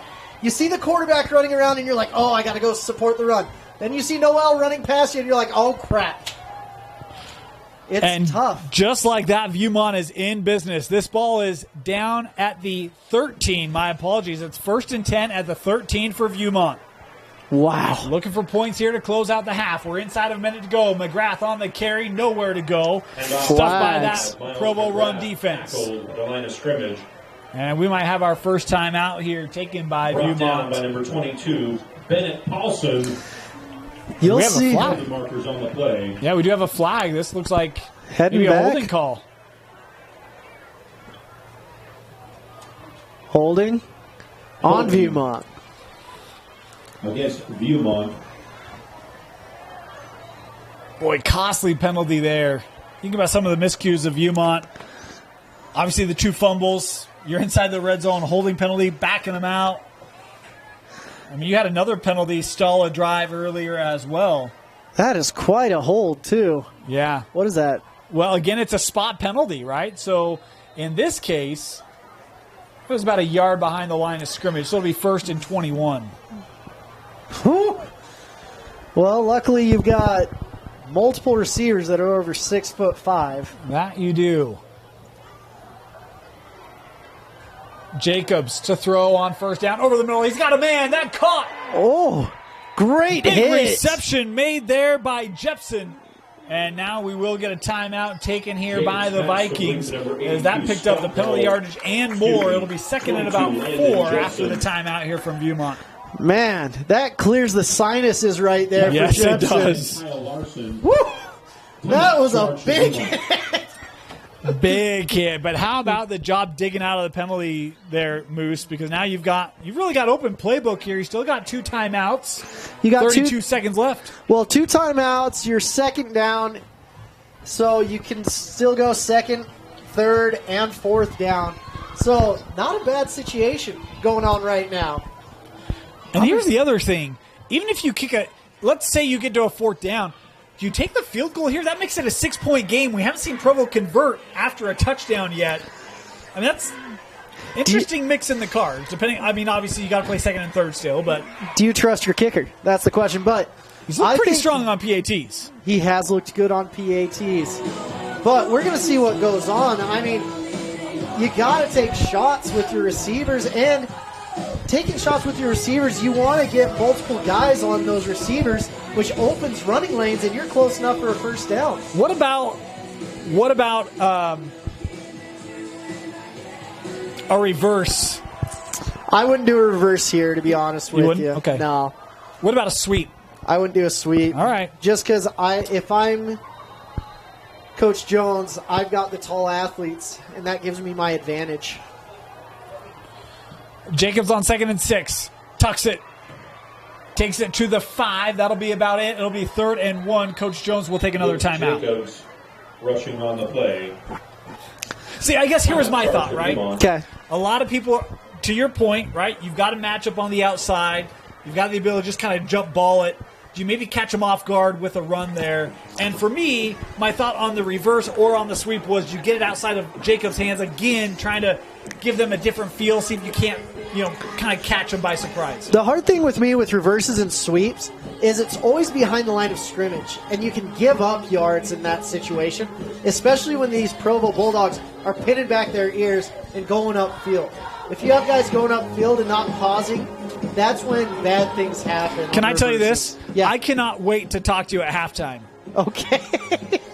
Why is that, Dave? You're not in trouble. I just really want to have that conversation. I'm just thinking, did I swear on air again? You did not. You did not. Moose, you're not being escorted out of the stadium at halftime, but I want to pick up that conversation. Oh. 3rd and 2 here for Viewmont. Empty backfield for Jacobs. He's going to run it again. Finds a lane. Jacobs to the end zone. Touchdown, Viewmont. Luke Jacobs, a 5-yard touchdown run. Beautiful, beautiful, beautiful play calls. Everything going their way right there on that one. Father Christmas setting him up there, and Scott Noel with the beautiful catch. But way to go to get down and the touchdown with 15 seconds left. That is just demoralizing right there to them. And that puts them up by possibly 10, depending on what happens on this PAT. Boy, that was low, but it has enough to get through. 28-18. Viewmont with a 10-point lead here on the road. Man, sometimes it's better to be lucky than good. And that PAT just proved it right there. The sidewinder into what's going on. Usually you get that sidewinder when your holder is spinning the ball when you go to kick it. Moose, they started that drive about 2:39 left at their own 9-yard line. They go 91 yards in 2:15. What a way to close out the first half. Must be nice. No kidding, huh? 4 touchdowns of the night for Jacobs. 2 on the ground, 2 through the air. Needless to say, Luke and Navy, that might be a pretty good match. Yeah, no joke. Luke, he's accurate enough. I don't see him as a quarterback at the next level. Kind of a Britton Covey type receiver or possible defensive back. But he's a kid that's athletic enough that he could play just about anywhere in the skill positions. And for Navy, he could be a great quarterback. I mean, Ken Numatsolo came in and took Carson Lopati this last year. Yeah. He has a thing for Utah quarterbacks at the next level. And they're recruited really well out here by Va'a Numatsolo. Almost got us again. Can I tell you this? One of the items, actually, we'll save this for the second half. That's a tease. Look, it's a 10-point game. You don't want to go anywhere. We got more great notes coming up in the second half in this matchup, but Viewmont here to kick off and see if Provo can find a little bit of home magic here late in the half as that kick is fielded. Okay. They did not cross the goal line. So brought up to the 23-yard line is where Provo will come out on offense. It's almost worse to return that, honestly. I agree. Because you're just let it go into the end zone at the end of the half. You lose 5 seconds to pick up 3 yards. Because you could pull some Boise State shenanigans out there with Statue of Liberties. All right, now you're fired. Ladders. Now you're fired. All right, now I'm getting out of the booth. I'll see you guys next year. No, but that's when you can pull it out. But with 10 seconds, it's just take a knee and go into halftime if you're me. Well, Coach Chambers disagrees. The shotgun formation here for Condi. And Kyson will keep it, looking up the middle. And I'm guessing that will be it. Indeed, it will. A touchdown with 15 seconds left for Viewmont. They've got a 10-point lead as Coach Jones jumping for joy to take his group into the locker room. They hold the lead at the break, 28-18 over Provo. You're watching KSL Sports Rewind's Game of the Week, presented by Heidemann Associates, Western Governors University, Salt Lake Running Company, and UCCU. At UCCU, we'll provide you with a low-rate line of credit that makes it easy to access the equity in your home with no fees or closing costs. Just complete an application on your phone or computer, or stop by any branch.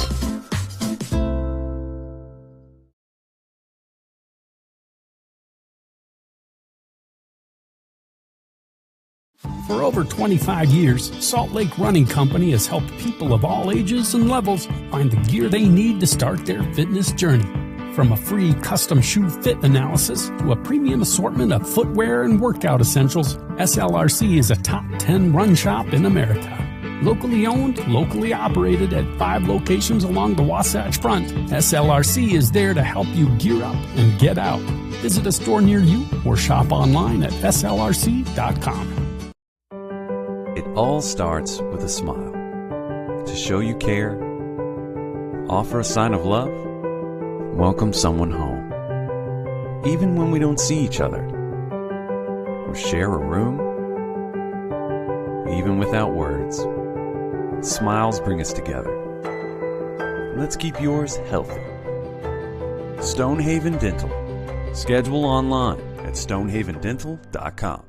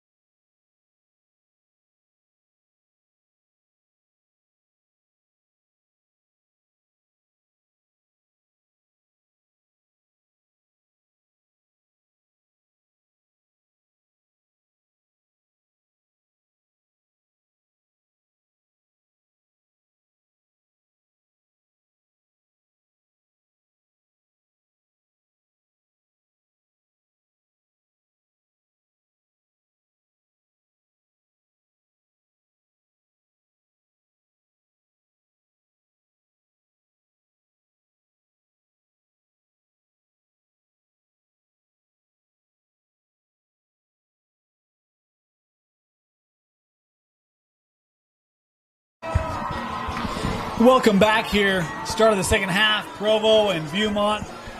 28-18. Viewmont gets that big touchdown late in the first half. Provo will start with the ball. Moose, if you're the Bulldogs, offensive opportunities have been there. What have you got to do to kind of get back in this ball game? What I've really liked is on the offense, their screen game is phenomenal.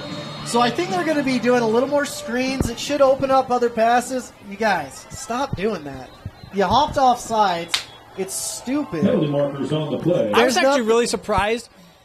In the first half, remember that the he one that hopped went off 3 yards like across, 3 times. and they didn't call him. I was like, maybe I'm wrong on the rule. But that drives me nuts. And I like Kingston Mickens. He's very fast, but goodness, hold your water.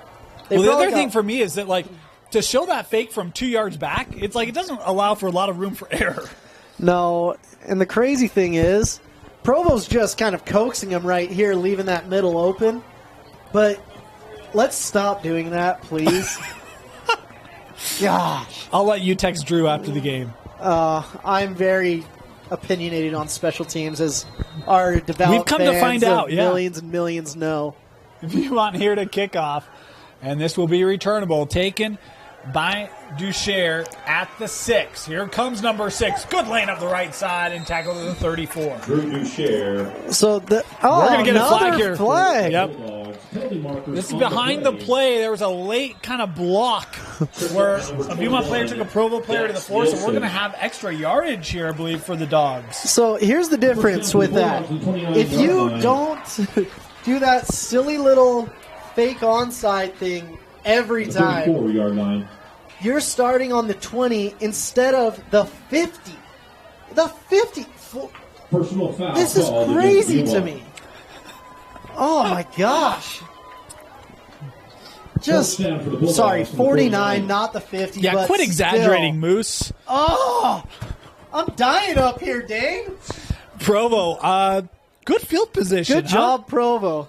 Holding your water, not jumping off sides on the fake onside kick every See if time. this can spark the Bulldog offense. Shotgun for Condi. He'll hand off. Oh, Harwood. Great job. Nowhere to go. Penalty flag here from the side is coming in to make the tackle. There was Jet Wiles. And we'll see who's tackled by number 11, Jet what Wiles. this is. I'm not certain if it was Great maybe a face mask or if it was a penetration. hold. Looks like to be on Provo. Great penetration by the Viewmont, and it's a face mask. Oh, not the way you want to start the game. The Energizer Bunny on the other side, Andrew Jones is going to be ticked with what's going on here. So that gives them a 1st and 5. How about start on the opposite side of the field? 20 yards of penalties. My first goodness. 2 plays. 20 yards of penalties and a nice kick return by Condi. Or Ducher, I apologize. 1st and 5. They'll stay on the ground. Oh, nice patience there by Harwood. He's trying to dig for a little more yardage. He'll pick up a pair here on the carry. Man, great digging, great leg churning. My goodness gracious, what a great job. But that gives them 2nd and 3. 2nd and 3 on the first series on the opposite 46 going into the end zone. My goodness, what a great job by Provo. Do you try for a big passing play here, Moose? Of course. Trips to the bottom of the screen. It'll be a screen. This caught by Ducher. Ducher ahead, 1st down and more for Provo inside the 40. So, once again, Provo's wide receivers doing a phenomenal job on blocking on those screens. You want to just get down the alley as a wide receiver and attacking those screens. You're going to get your wins because of how far off the second defensive back is playing. And we talked about Ducher. I was really looking for him to have a big night. I think that's only his 2nd reception, maybe his 3rd. I wonder if you see them going for 6 more in the second half. They should, because he's been very successful. 1st down. Here is Ducher. Another screen. He's ahead for a gain there of 6. Awesome play. You know, if you're getting 6 every time, why not just keep doing that until they can stop it? They're attacking everyone. Well, and so it should be interesting. The other thing is with Harward's ability to run the ball, right? If they're going to really focus on that screen, you can set up some opportunities to get Harward in space as well. Because it spreads out the defense, and then you can go right at the middle right. and get right behind Strands Magnesi. This is Hefo in the backfield here to the left of Condi. Condi on the keep. Good blocking up front. Kyson cut down just a yard shy of the sticks. Be third and short. Great tackle right there by Viewmont. So, Provo's they had some great halftime adjustments. That's what I like to see. Coaches with big brains making great decisions in halftime. And Viewmont didn't help themselves out at all going into this half. Big third down. 3rd and 1 here for Provo. If Viewmont can get in the backfield and get a TFL, that's what they're looking for. But Provo needs to get just 1 yard. On the ground, first down, and still on his feet. What a carry by Harward inside the 20 to the 17, 1st and 10. Crazy thing for me, this is just their 3rd set of downs. They're within the 20. They're in the green zone, as Provo likes to call it here. Do they? I'm pretty sure they do. Okay, all right. I've been asking around. All right. Green means go in the end zone when you're in the green zone. You talk about the adjustments. We talked about Condi in that first half. You could tell the rhythm just wasn't quite there. He was, kind of skipping some throws. Here, he's looked dialed in. Easy throws on those screens get him in a rhythm. His confidence is coming back too. Yeah, it is. He'll hand off. Harward looking for a lane. Not much there. This Viewmont defense stagnates it for a gain of 1. Viewmont came in, and their defensive tackle over there, number 75, Tu'u Moala came in and went to tackle Condi, and he's like, wait, you don't have the ball? Not quite ready for that. You got to make sure the person you're tackling has the ball, young man, and good things will happen. Hey, that's just being assignment sound, right, Moose? But what he did that was smart is he didn't take him to the ground. He just wrapped him up, which I liked. 2nd and 9. Condi, throw near side.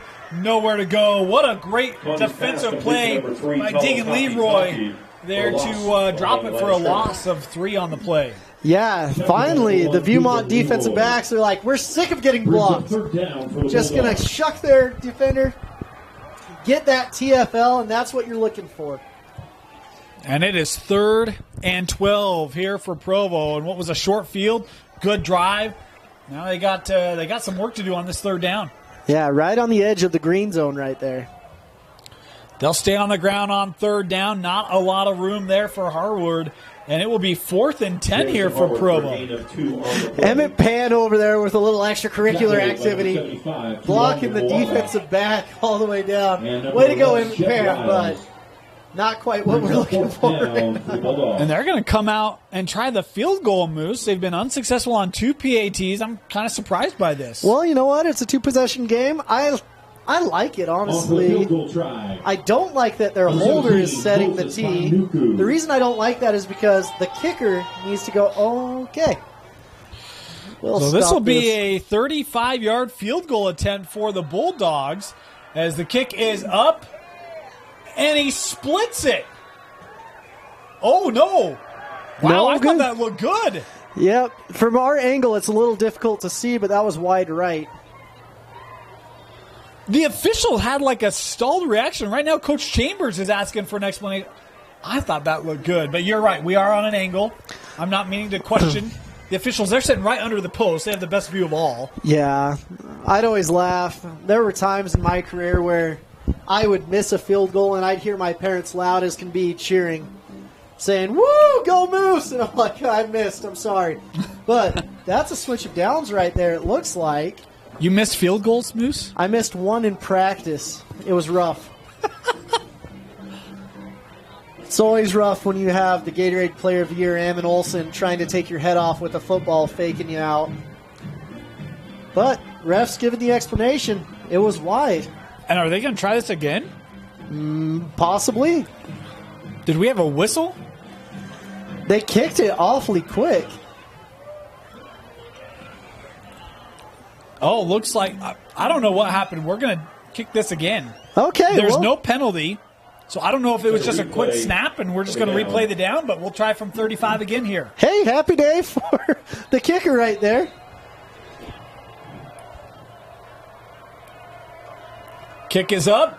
It's got the distance, and this splits wow, it. Okay. 35-yarders. Here we go.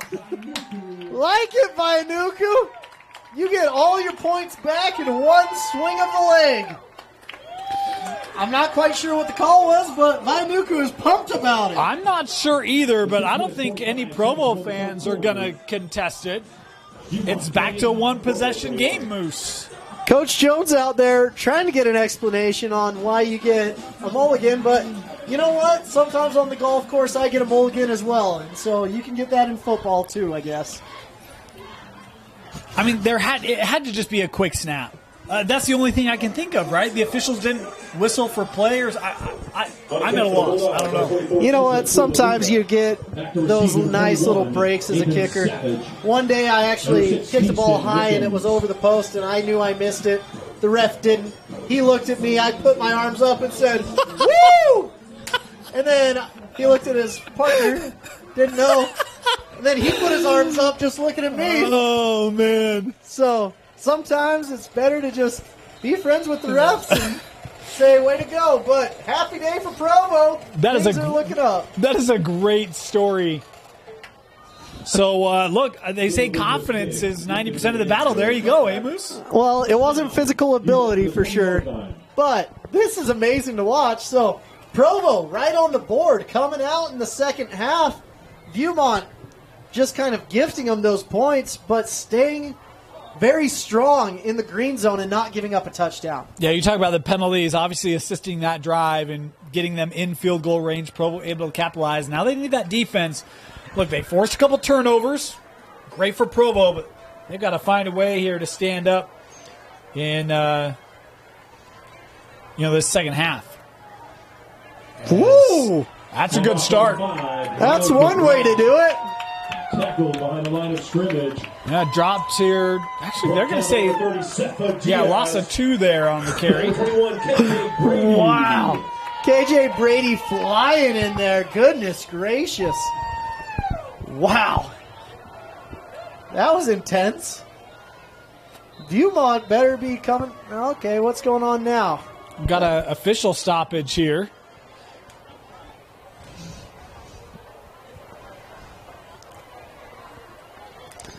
And, there's a flag. This might be penalty markers on the play. Is that participation? I'm trying to remember hand on the chest. Well, we're way past the Pledge of Allegiance. My gosh. This was the same penalty that we had on the long Jacobs touchdown run. It was enforced on the kick. It was that same indication, and I apologize. I don't remember what that is. I'll have to go look it up. If someone knows what that indication is, hit me up on Twitter at MooseB90. We'll let everyone else know. This throw to the outside, incomplete, a little too hot there to handle. Falls incomplete. His intended target was number 16. Viewmont coming out a little bit timid right here. Pretty surprising. I thought their foot would be on the gas, just going after this Provo defense. But great halftime adjustments by Provo. The defense certainly looks like they are they're geared up, man. A substitution infraction. Okay. Per Google. As Viewmont here trying to run it, they'll pick up a yard. It'll be 3rd and 4 here. Provo hanging tough, the young guns. Little Bulldogs going out there and doing a great job. This game is far from over, ladies and gentlemen. It's just a one-possession game after that second field goal right there. Yeah, we've seen how quickly Provo can take advantage of situations. And, boy, you get a stop here.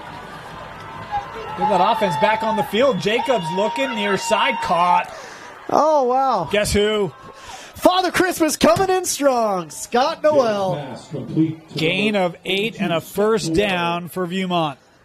Man, the reason I go with Scott Noel and how he earned that nickname. Scott Noel, if you've ever seen first down, Viewmont, the movie with Tim Allen called Santa Claus. The Santa Claus. His name is actually Scott. So Scott Noel, Santa Claus, Father Christmas. Love it. Yeah. Man, so Viewmont, that was a key first down right there.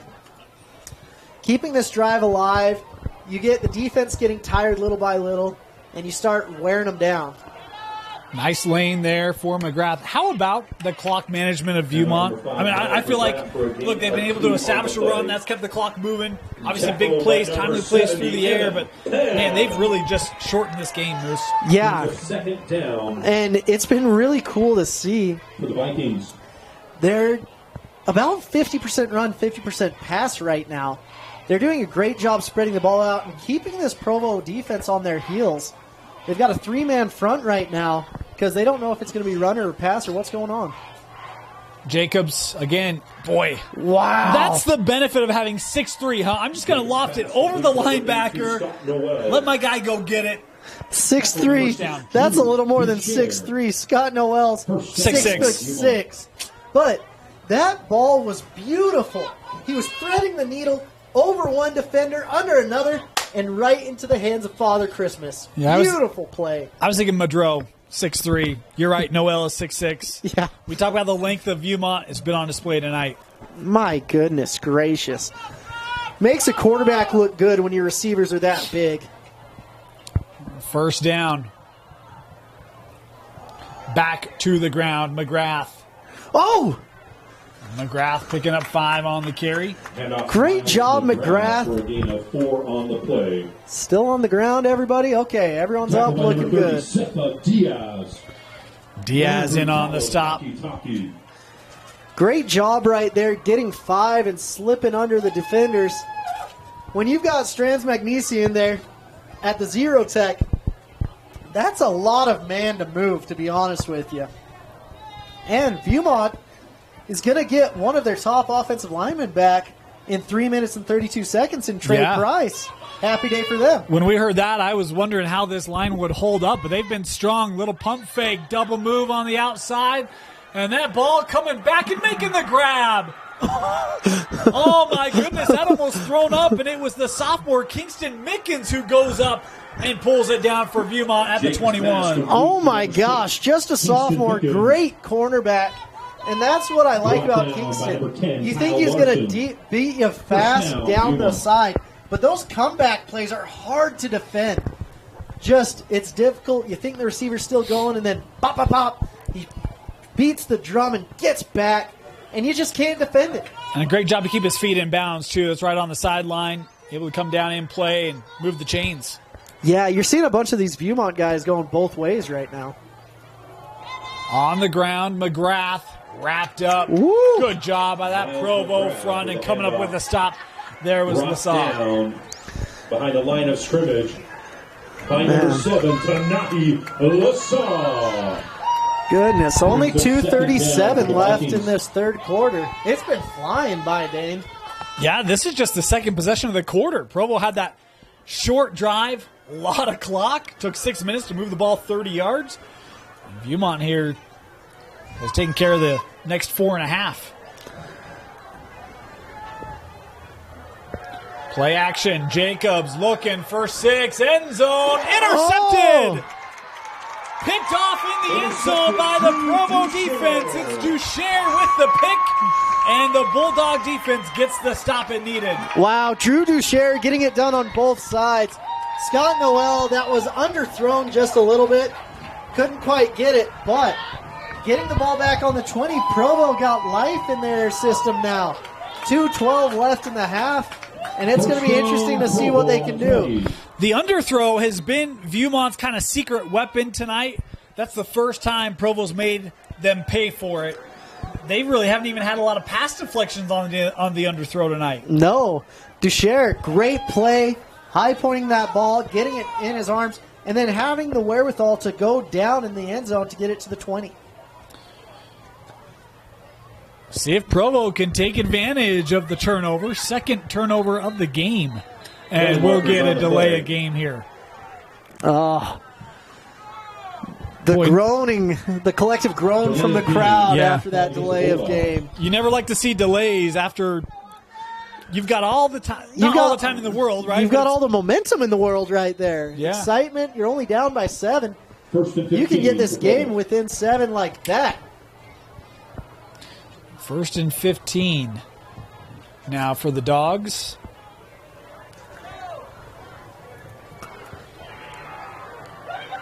Has a man. Just incomplete. Was looking for Hefo. Couldn't tell if that got deflected by Viewmont on the way. It got deflected twice. Did it? Okay. Yeah. Hit one guy, hit another guy, and it was still a playable ball. But dangerous. Brings up second. Looks like down. 75's helmet came off. That's Yone Diaz, 6'2", 300 pounds. And it's always scary for me when offensive linemen's helmets come off because you don't have that continuity and the communication with a new guy hopping into the lineup. Second down here for Condi. Condi running out of time and was looking the way there of incomplete. Yeah, he's lucky he had a receiver out there just throwing the ball away. Could have been intentional grounding. That'll stop the clock here. 2:04 to go in the third. 3rd and 15 here for Provo. They got to take advantage of these turnovers. This is the 3rd turnover of the game, and they only got 6 points off the turnovers so far. 3rd and long. Condi, boy, pressure, but it's for a screen. And couldn't keep his footing. Hefo just couldn't keep his balance. He'll get to the original line of scrimmage, but it'll be 4th down. He tried to hurdle his own lineman and just couldn't quite get over him. Brings up 4th down for the Bulldogs.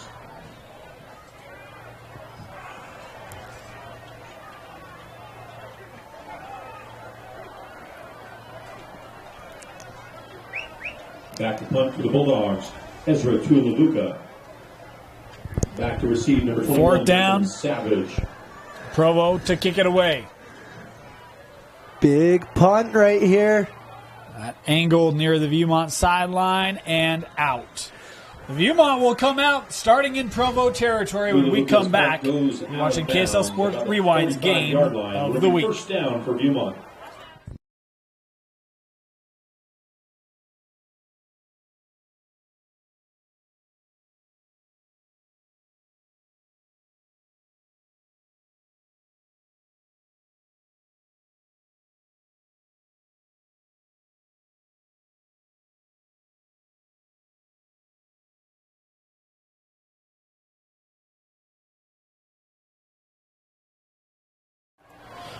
Welcome back here. 1st down for Viewmont. Jacobs looking near side, penalty flag here on the field coming from the near side official. Plenty of penalty markers. What's going on?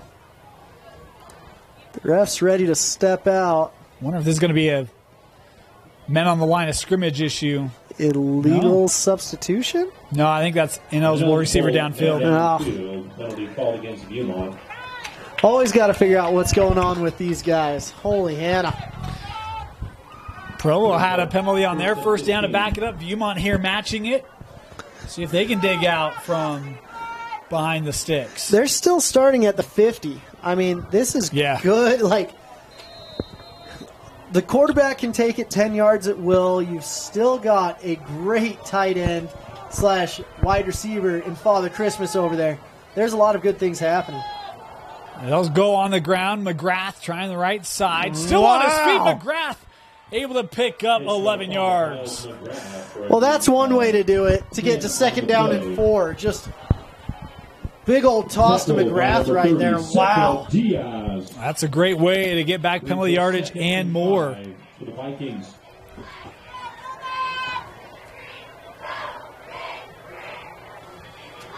Second down here and 5. Do you take a shot here if you're Viewmont? I would, because we've got these huge receivers out there. It's going to be interesting to see what they do. Coach Jones, smarter man than I am. I can't wait to watch. They'll go back to the ground. McGrath brought down from behind. That was big 99. Matiaki in there on the stop. Really, this is no man's land, so it should be 2 downs if you don't get the 1st down. And with this, I mean, take 2 running downs at this point. But 10 seconds left. You get Trey Price back, the mammoth from Tooele. Holy Hannah, let's see it. Yeah, they're going to take this to the 4th as Viewmont still holding on to a touchdown lead here on KSL Sports Rewind's Game of the Week. 28-21 Vikings. We'll be back with the fourth quarter after this. Salt Lake Running Company is inspiring our community to move with purpose, embrace adventure, and consciously connect to their bodies. Exercise is essential, now more than ever. Take control of the chaos and make time for you. From the gym to the trail, SLRC can help you find the focus to define your finish line. Visit one of our 5 locations along the Wasatch Front or shop online at slrc.com.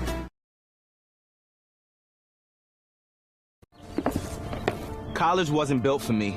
It didn't care if I had to work a double shift. Test day's test day. Deadline's a deadline. I want to set the deadlines. Tests on your time. Courses on your time. Graduate on your time. WGU, the nonprofit university of View.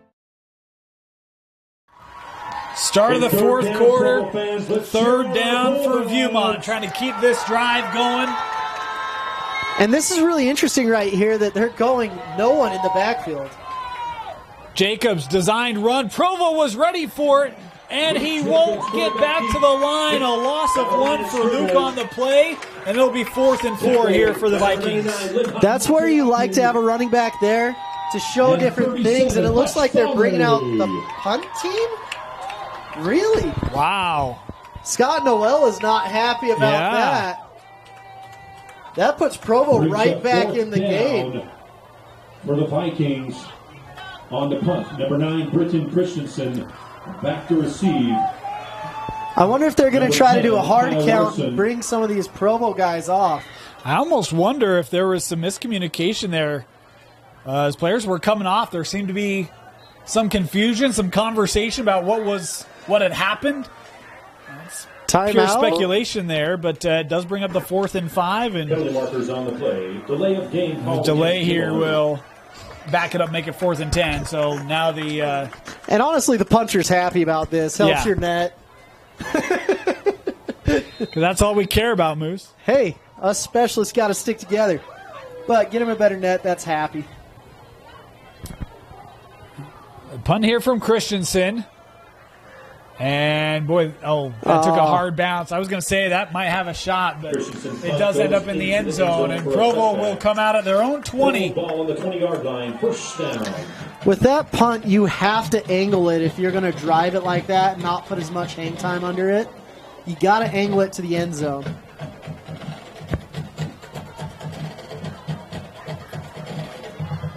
We haven't seen the offense. Haven't seen the offenses move the ball in this second half like we did the first half. Haven't had as many drives, but see if Provo still just one possession can. This is a big play for Provo. They haven't driven it 80 yards yet. That's a hold. Oh boy! Somehow ends up in positive yardage there for Hefo. That play looked like it was destined to fail, and it's a gain of 8. Lucky not getting called for a hold right there on the right defensive end. But, hey, better to be lucky than good. Great hard run. I like to see it. But got to be careful on those holding calls right there because that could have been 5-10 yards the other way. It'll be 2nd and short here for the Bulldogs.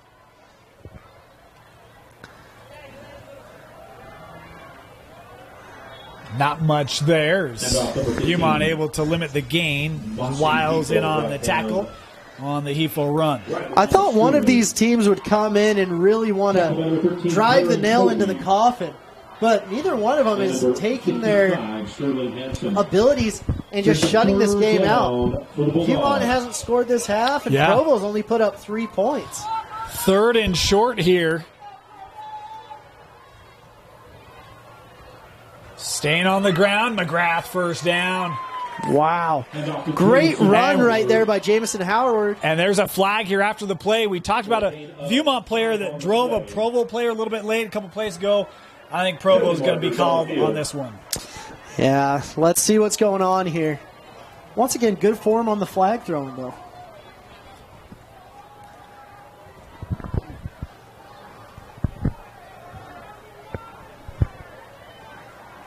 The home crowd wants it to go against Viewmont. That's not happening. But that's not going to happen. First down After the play, personal foul. Yeah. Personal foul against the Bulldogs. Look, the most important thing for Provo is they got the first down. They got the first down, though. So, basically, we're starting this drive over again, -1 yard. After all of that, Dave. Correct, yeah.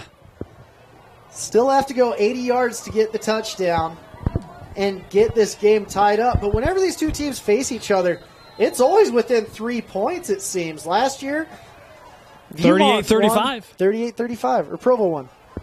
Little screen here. Ducher. Oh, boy, big tackle made there. He could have been off to the races if it wasn't for Tubby. Ducher is just so explosive. He's been doing that since he was a freshman. And he's been very, very, very impressive to me. One of my top wide receivers in the entire state. Just got to get the ball in his hands. He's made some electric plays tonight, and it feels like they have targeted him a lot more here in half number 2. Yeah. Both of these coaches are smart. You're not going to see them making the same mistakes one half to the next. 2nd and 1. Looking over the middle. Oh! Intercepted. Wow. Picked off by Mickens. He read the route beautifully. And Provo will have the ball near midfield. Viewmont will have the ball near midfield, 1st and 10. Penalty in the backfield. But if this is a roughing the passer, that would negate it. Kingston Mickens with a phenomenal play. That's why he's one of my top cornerbacks. Holding? Yeah, they'll decline that. Decline that. It was a holding penalty on Provo. It'll be declined, and Viewmont has the ball at midfield, 1st and 10. This could be the nail in the coffin right here, Dane. You got to score a touchdown here if you're Viewmont. You talk about teams putting it away, right? That can be the start. You move this ball 53 yards, that's putting it away. And in a region like Region 5 that's wide open, you got to learn how to do that if you're the Vikings and want to compete for a region championship this year. Yeah, for sure. But I can't say how big that was. Kingston Mickens. He's had some big plays tonight. Big plays, good catches. He's been really impressive. Is that his second interception? I think it is. He had the reception. I don't remember if he had another interception or not. I can't remember. They'll go on the ground here. Penalty flag near the line of scrimmage, as McGrath will pick up a couple, but we'll sort out the laundry. I love how McGrath is still fighting. That's what's fun to see. Tackle by number 17, Moses Vianuku. And Viewmont's already walking back. Yeah. I can't. Holding called against Viewmont. It feels, Moose, like we've had several holds in this second half on both sides. Yeah. I can't tell you how big it's going to be to get Elias Usele back for region play. He is a difference maker running back, one of my top 10 running backs in the state going into the season. And he hasn't played a game yet. Yeah, he got hurt in the summer, and then he was just coming back, and he tweaked it again. They said he's been practicing. He could have gone tonight, but we want him to be fresh for region. And so they have elected not to play Usele tonight. Oh, this is interesting. Trips to the bottom of the field. They're moving Father Christmas in there in the slot. Yeah. So they get a matchup. He's running right down the seam. They're looking for 82, and that's just too tall. Incomplete. Well-placed throw, Moose. That did not miss by much. Honestly, not a bad play. He reached out for it. Great play. Sometimes it lands, other times it doesn't. That time it just didn't hit. Brings up 2nd and 20 for the Vikings. Man, well drawn up. Yeah. And it doesn't matter how well you draw up the play. If it doesn't hit, it doesn't hit. And it was a 1st and 20. You got to get some chunk plays here if you're going to end this drive with points. I'd be looking for a screen just to get some yards back. Jacobs looking, and just throws out away, incomplete. 22 down here saying, give me the ball. You love to see it from Landon Jepson. And here's a chance for that Provo defense to respawn, Moose. I've been impressed with Jacobs. He buys a lot of time with his legs, and it's smart to throw it away, too. Yeah, the last thing you want to do is just give one up, right? Yeah. Live to play another down. We've seen big plays from Viewmont tonight. Give yourself another chance. They do here on 3rd and 20. Pressure on Luke. Has a man down the sideline, knocked away. Wow. Good defensive play made there by Kyle Larson to break it up. Phenomenal play. It should have been an interception, honestly. There is a flag in the backfield. And I'm guessing this is going to be to Provo's advantage. Both sides look unhappy for some odd reason. Indication as a whole, that will be declined. Okay, now Provo's looking happy. I've never quite seen it where both sides look a little perturbed. I think both are kind of holding their breath like, please don't be on us. That's so many penalties. Don't give us another one. We can't. Oh, man. When you talk about the pace this game was played at, Moose, penalties are just killing this right now. And I don't say that I blame the officials, but it's not allowing the offense to find rhythm. It's not allowing teams to take time off the clock. It's just elongating this and giving more opportunities both ways. Yeah, in this formation, I would kick it to the bottom of your screen. There's room there.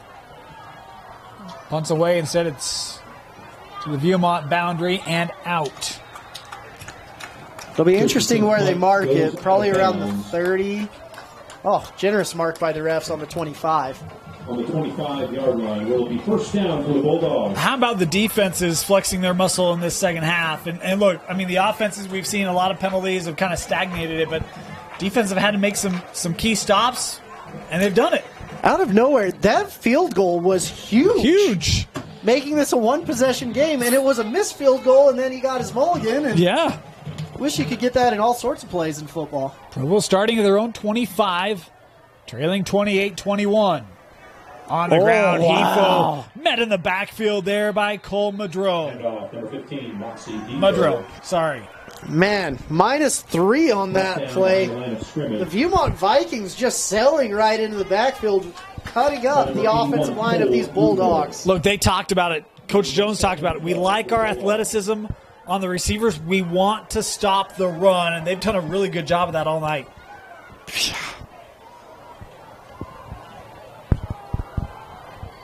Second and 12.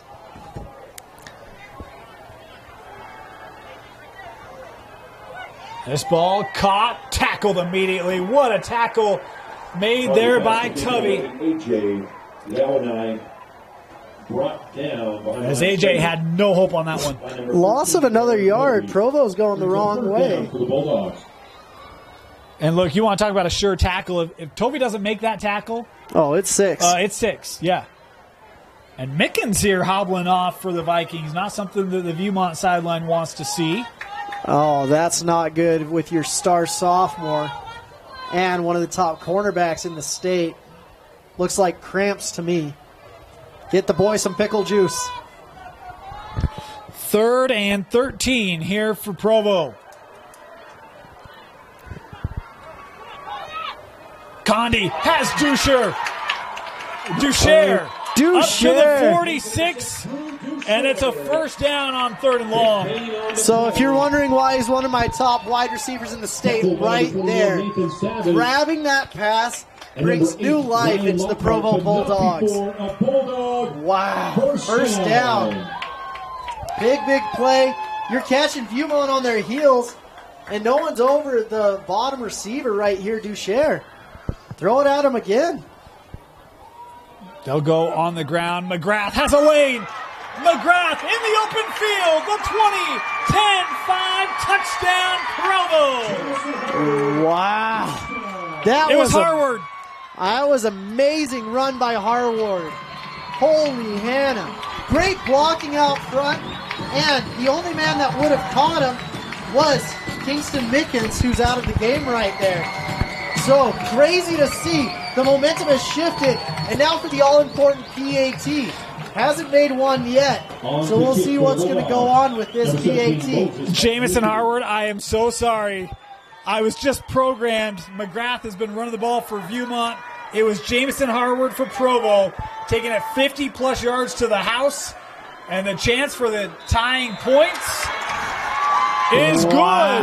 28-28. We are tied up with 6:19 to go here in the 4th.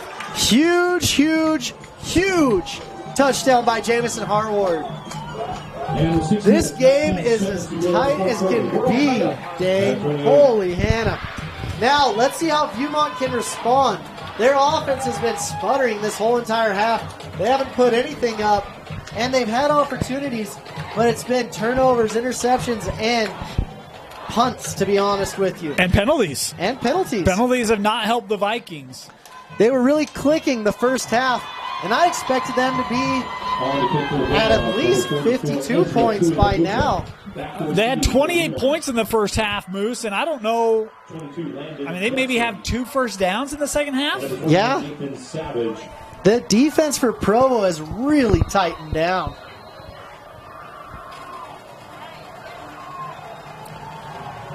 This kick. Returnable. Not quite. Unless you jump into the back of the end zone. Boy, it feels like Provo has all the momentum on their side, Moose. What do you do here for your Viewmont offensively? Hey, I'd be going to Father Christmas right now, Scott Noel. Trying to get him in some creative formations. I liked him out of the slot. Moving him out of that 3-by-1. Let's see what they can do. Because the other thing is they've got the clock, but I would try to get a touchdown fast in this type of situation. They'll start at their own 20. It's a tie ball game, 28 apiece. Provo looked out of sorts in the first half. It's been dialed in here in half number 2. Trying to hand the Vikings their first loss of the year on the ground. And they will give it to Madro out of the backfield. He's still on his feet. How about the gritty running of Madro? This looked to be stopped for minimal gain. Instead, it's a gain of 18. Man, way to freaking go, Madro. I love to see it. I love to see legs that are turning, and that is a momentum shifter right there. The Bulldogs are on their heels. First down, Viewmont.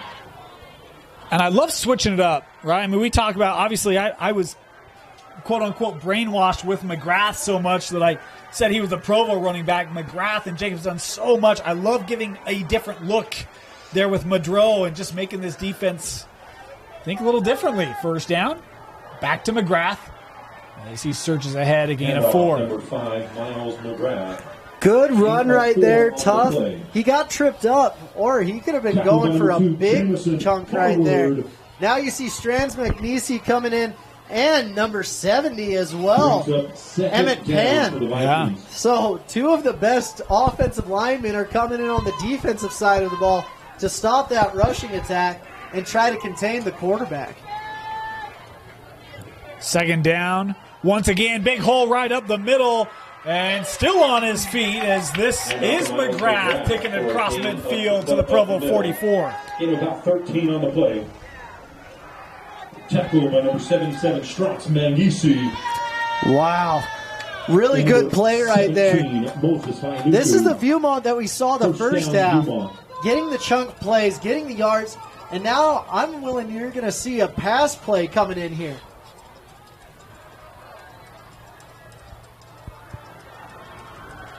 Pistol formation. Provo's getting ready for that pass play, too. Staying on the ground, able to shield away 1 tackle. Roy taking it up, a gain of 2. Man, sneaking away from those tackles is big. Here's the thing, Moose. If you're Viewmont, you got 4.5 to go, right? Timeout here taken for an injury. I was just going to ask, though, if you're Viewmont, do you say, hey, guys, we want this to be the last possession? We got the ball. We can control the clock. We can kind of take the 4.5 off and try to finish the game on this drive, and so you just run? You can, but if that's Emmett Pan, he's one of the top interior linemen in the entire state. That's the risk you hold of having your offensive lineman go both ways, and it is Emmett Pan. Yep. That is a huge loss for Provo if that is an injury to the big man. He kind of gave a bit of a head nod there. He certainly hoped that's okay, but boy, the way they're kind of holding that arm, you kind of need your arm to block. You kind of do. You kind of do. You can cast that bad boy up, but not in the final 4.5. Of course, that's total speculation. We'd have to wait and see what the evaluation is on him. But second down and 9 here for Viewmont. That's a big guy on both sides of the ball if he's out, and it looks like they're holding his wrist. Yeah. Not a good situation. Second and 9. Back to the ground. McGrath was finding that lane. Takes it to the 38. Great gritty run right there. Getting down, getting dirty, and fighting for those yards. McGrath coming in with zero expectations, but he's been a featured running back in this offense. And to your point, imagine when they get Wasile back. I mean, you've got a two-headed monster out of the backfield here for Viewmont, mixed in with Luke Jacobs. You got a whole bunch of versatility. I'm waiting for Luke Jacobs to pull this and run for the first down himself. And I think Provo's looking for that, but they're on their heels right now. 3rd and 4 for Viewmont. And we've got a timeout. Timeout going to be taken by the Vikings. Coach Jones is heated. Something did not get communicated correctly right there. And this is 2-down territory. The 3rd down isn't just the 3rd down and then you're going to punt it. You're not going to punt it if you're within the 40. I want to take a moment to thank some of our sponsors that make this stream possible here on KSL Sports. I want to thank Western Governors University. Make 2022 the year of you. Education on your schedule, on your timing, and from your home. Visit wgu.edu to learn more and learn how you can earn up to $2,500 in scholarship from Western Governors University. I also want to thank Heidemann & Associates, a full-service law firm with locations throughout Utah County, throughout the Wasatch Front, down in St. George. If you have any legal needs, the experts at Heidemann & Associates will take care of you. Call 801-754-4240. 3rd and 4 for Viewmont. The toss. McGrath looking for a lane. Won't get it. The Provo defense gets the stop. So right here, you have to go for it. This is the opportunity. Coach Jones isn't happy. He saw the lane, but McGrath did not. So there's 2 options here in my mind. You've got Scott Noel and you've got Luke Jacobs. With Luke Jacobs, you can fake a run with McGrath, pull it, and get the first down yourself, or you can look for Scott Jacobs with a little RPO situation. Nearing 3 minutes to go, 4th and 6. The offense on the field for Vic the Viking. Jacobs, pistol formation, McGrath behind him. And we've got whistles here. And this is going to be a penalty on Viewmont. Oh, Coach Jones is furious right now. Headset coming off and everything. It's just felt a bit like unraveling, Moose. They had control of this game. And next thing you know, a penalty here, a penalty there, turnover, and it's just they haven't been able to put it away. And you don't want to give your opponent 3 minutes with 3 timeouts. And now you have to punt it. Brutal situation right there. I'd almost just throw it up to Scott Noel instead of punting it, but on the punt, number 9, Britton Christensen. It's just rough. Back to receive for the Bulldogs, number 10, Kyle Larson. And Viewmont here will punt on 4th and 11 after the penalty. Provo doesn't look to be coming after the ball. No. Kicks away, angled, and takes a bounce into the end zone right along the sideline. Boys, wouldn't stay in there for the Vikings, and Provo will get the touchback. Man, that's brutal. But there's penalty markers. Is that the ball going in the end zone, or is that some extracurricular? I think it had to do with extracurricular. On that far line, it looked like there was blocking extended beyond the sideline. My guess is this is a dead ball penalty. Man, if that's a dead ball on Provo, that's not good. That's 95 yards you're going to have to go. Well, it'd be half the distance, so it'd be 90. 90 yards, sorry. But math is not my strong suit. But if it's on Viewmont, it's 15 more, and we wait the call here. Who's it on? Dead ball. Viewmont. Yep. These penalties are killing Viewmont. I don't know what the penalty count is tonight. It's a lot. It's a lot. It is a lot. And Viewmont started the half with penalties and continues to give Provo yards. But is Emmett Penn out there, 70? Is he at left guard? Is that 70? Looks like it is, so he's okay. That's good news for all you Bulldog fans. First down, Provo on the ground. Harward here. Ahead for a gain of 4. Great gain right there, and that is Emmett Pan over there at left guard. Got his wrist taped up. He's good to go. And number 75, Tuwanda Moala. That clock ticking away as we're inside of 2.5 to go. And Viewmont had control of this game. Provo looking to capitalize on the mental mistakes of Viewmont. Second down, play action. Condi.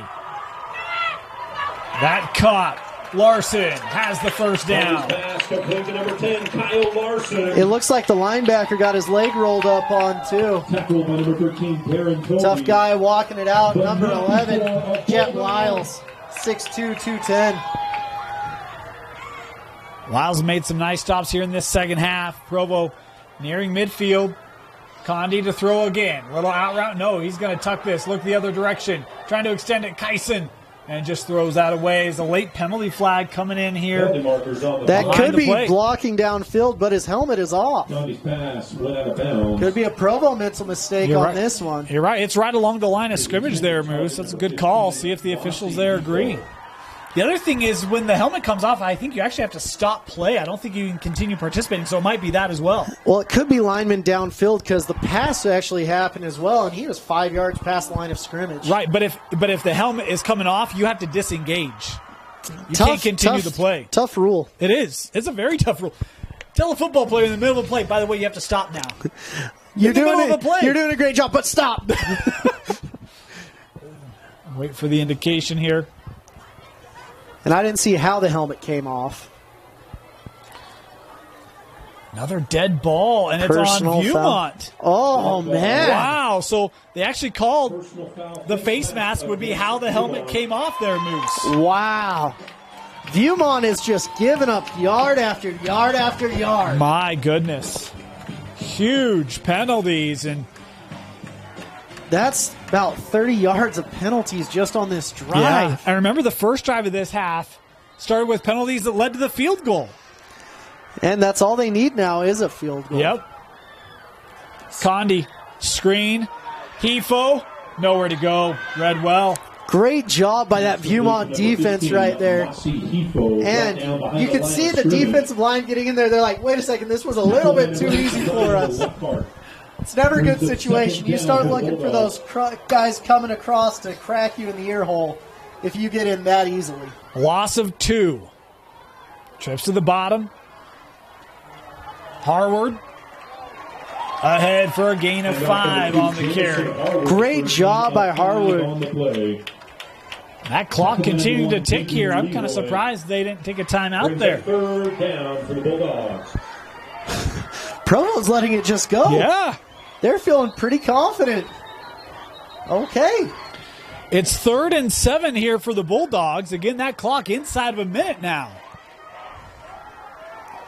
And still 12 on the play clock. They don't look to be in a rush, and now they'll take a timeout. Okay. Wow.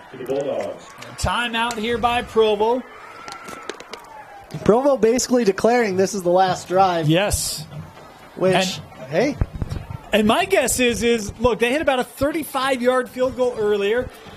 That's really only another 17 yards. You don't have to go that far. That's true, but this kicker has missed 3 PATs as well. And he's, in all reality, 1 for 2 on field goals. Moose, where's your kicker confidence tonight, man? Come on. My kicker confidence is not high tonight. Well, we just need a play to prove you wrong. That's what we need, right? Hey, prove me wrong, I'd love to see it, but my kicker confidence is not super high. Especially with Viewmont coming off the edges. They're doing a good job on their special teams. They've had a block as well. Yep. Coming out of the timeout, what do you expect Provo to do here, Moose? So I like Hayward's running. It's been really good, but if I've got Dusher on my team, got to get him the ball. 3rd and 7 for Provo.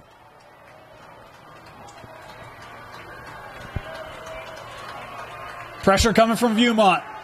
Condi stepping up as Dusher. Outlets to him. Can't slide or can't get the first down. Did a nice job of kind of slipping through the original tackle. Is stopped short of the first down, and it will be 4th and 3. And you got to go for it here if you're Provo, right? Huge play for Viewmont. If they can get the stop here, this game, they can start taking some shots with Scott Noel. 4th down, and Provo will go for it. Harward, first down for the Provo Bulldogs as Harward takes it to 25 and move the sticks. Wow. 6 on the play. Provo playing for the last field goal, it looks like. Would be a 42 right now. First down. Condi, that pass deflected. Boy, great job. You talked about the job that this special teams group has done. How about Madro that time, getting the paw up in the deflection? Cole Madro, 6'3", 215. He had Nakembe Mutombo yelling at him, it felt like, with a no, not in my house. Wow. Big swat there from Cole, the senior. This Provo crowd is on their toes. My goodness gracious. What a game. Man, whoever chose this game of the week, good job. They did well last week. They've done well tonight. Wow. 2nd and 10. Condi over the middle, has a man. And it's that ball dropped. came out. And I think Viewmont has it. It's either complete and Viewmont's ball. Oh, it's Viewmont's comes ball. up with it. Wow. Oh, my goodness gracious.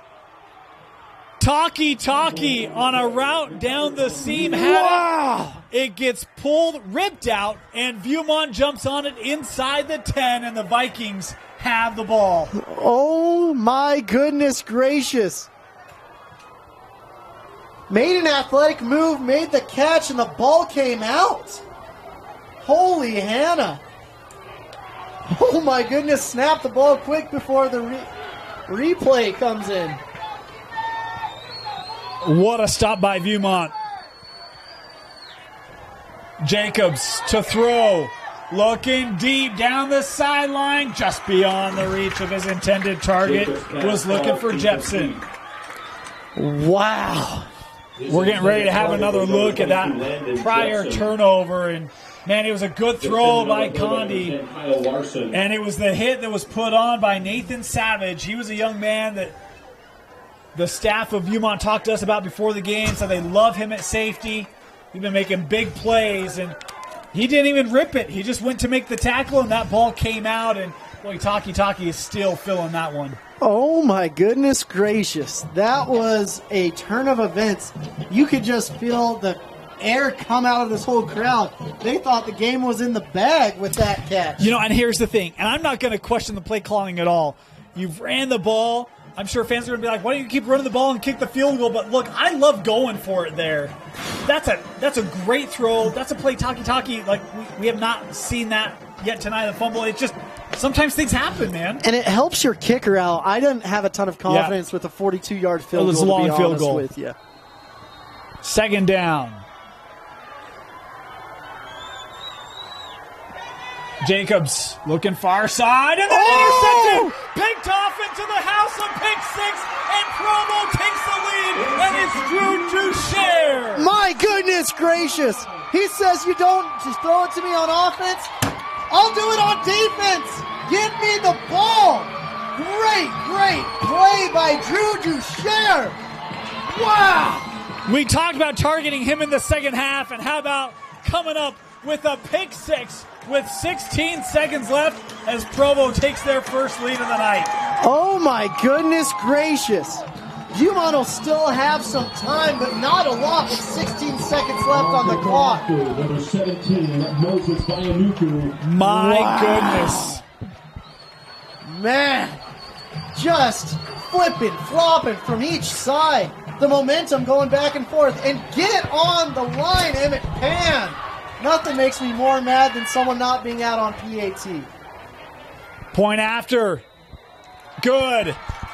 Wow. 35-28. Provo, the defense putting the Dogs in front with 16 seconds left. I thought it was over for Provo, to be honest with you. I'm kind of Viewmont got the ball back with that turnover, but this has been a seesaw of a beautiful game. We talk about momentum and even play. I'm kind of surprised Viewmont didn't just run the ball and let's go to overtime. You got to take some shots because they've had so many explosive plays, and they had to have something going into the half or into overtime. For me, there's just such little time there. Yeah. You're so backed up. But, I don't blame them, right? I mean, they have size mismatch. We've seen them attack that all night. It's just Duchere that comes up with a big play. This is interesting. A new kicker fours. It's Ezra Tulavaka. And I think it's going to be a squib kick if you bring in a new kicker here. Try to take a little more time off the clock, so these up-backs better be ready to get that ball. Yep. And I'm wrong. Let it go. It is fielded at the 3. Here's Jacobs. Luke Jacobs. And tackled at the 26 with 10 seconds to go. The reason I say let it go on that, you preserved 6 seconds of time. Now you're just throwing the ball up.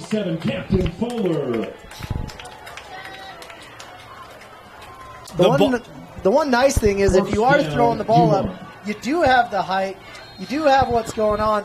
You just got to get enough time to get the ball up to your receivers. This quarterback can throw the ball 50, 55 yards, no problem. But I think he got a stinger on that return as well. Yeah, he looks a little hobbled here. Got hit right in the hip. So 1st and 10, Viewmont. They're at their own 27-yard line, 10 seconds to go. Jacobs caught, popped, got to get out of bounds, tries to pitch it back. This ball on the turf, and Provo has it. Viewmont was looking for magic, and Provo ends up with it with 3 seconds to go. Wow. Not the best decision right there of not getting out of bounds and living to see another day. How about this? The whole student section has emptied, Moose. They are standing at the fence. They want to go celebrate with their team as the Bulldogs trailed all night. Trailed by 10 at the break. Provo did not allow any points in the second half. Great coaching adjustments, and I think this goes to Drew Duchere. He single-handedly won this game to Provo, for honest. I mean, he got the interception, not just one interception, but 2. He got his interception in the end zone, yep. And then the interception with Viewmont driving to get a pick 6. Drew Duchere was amazing.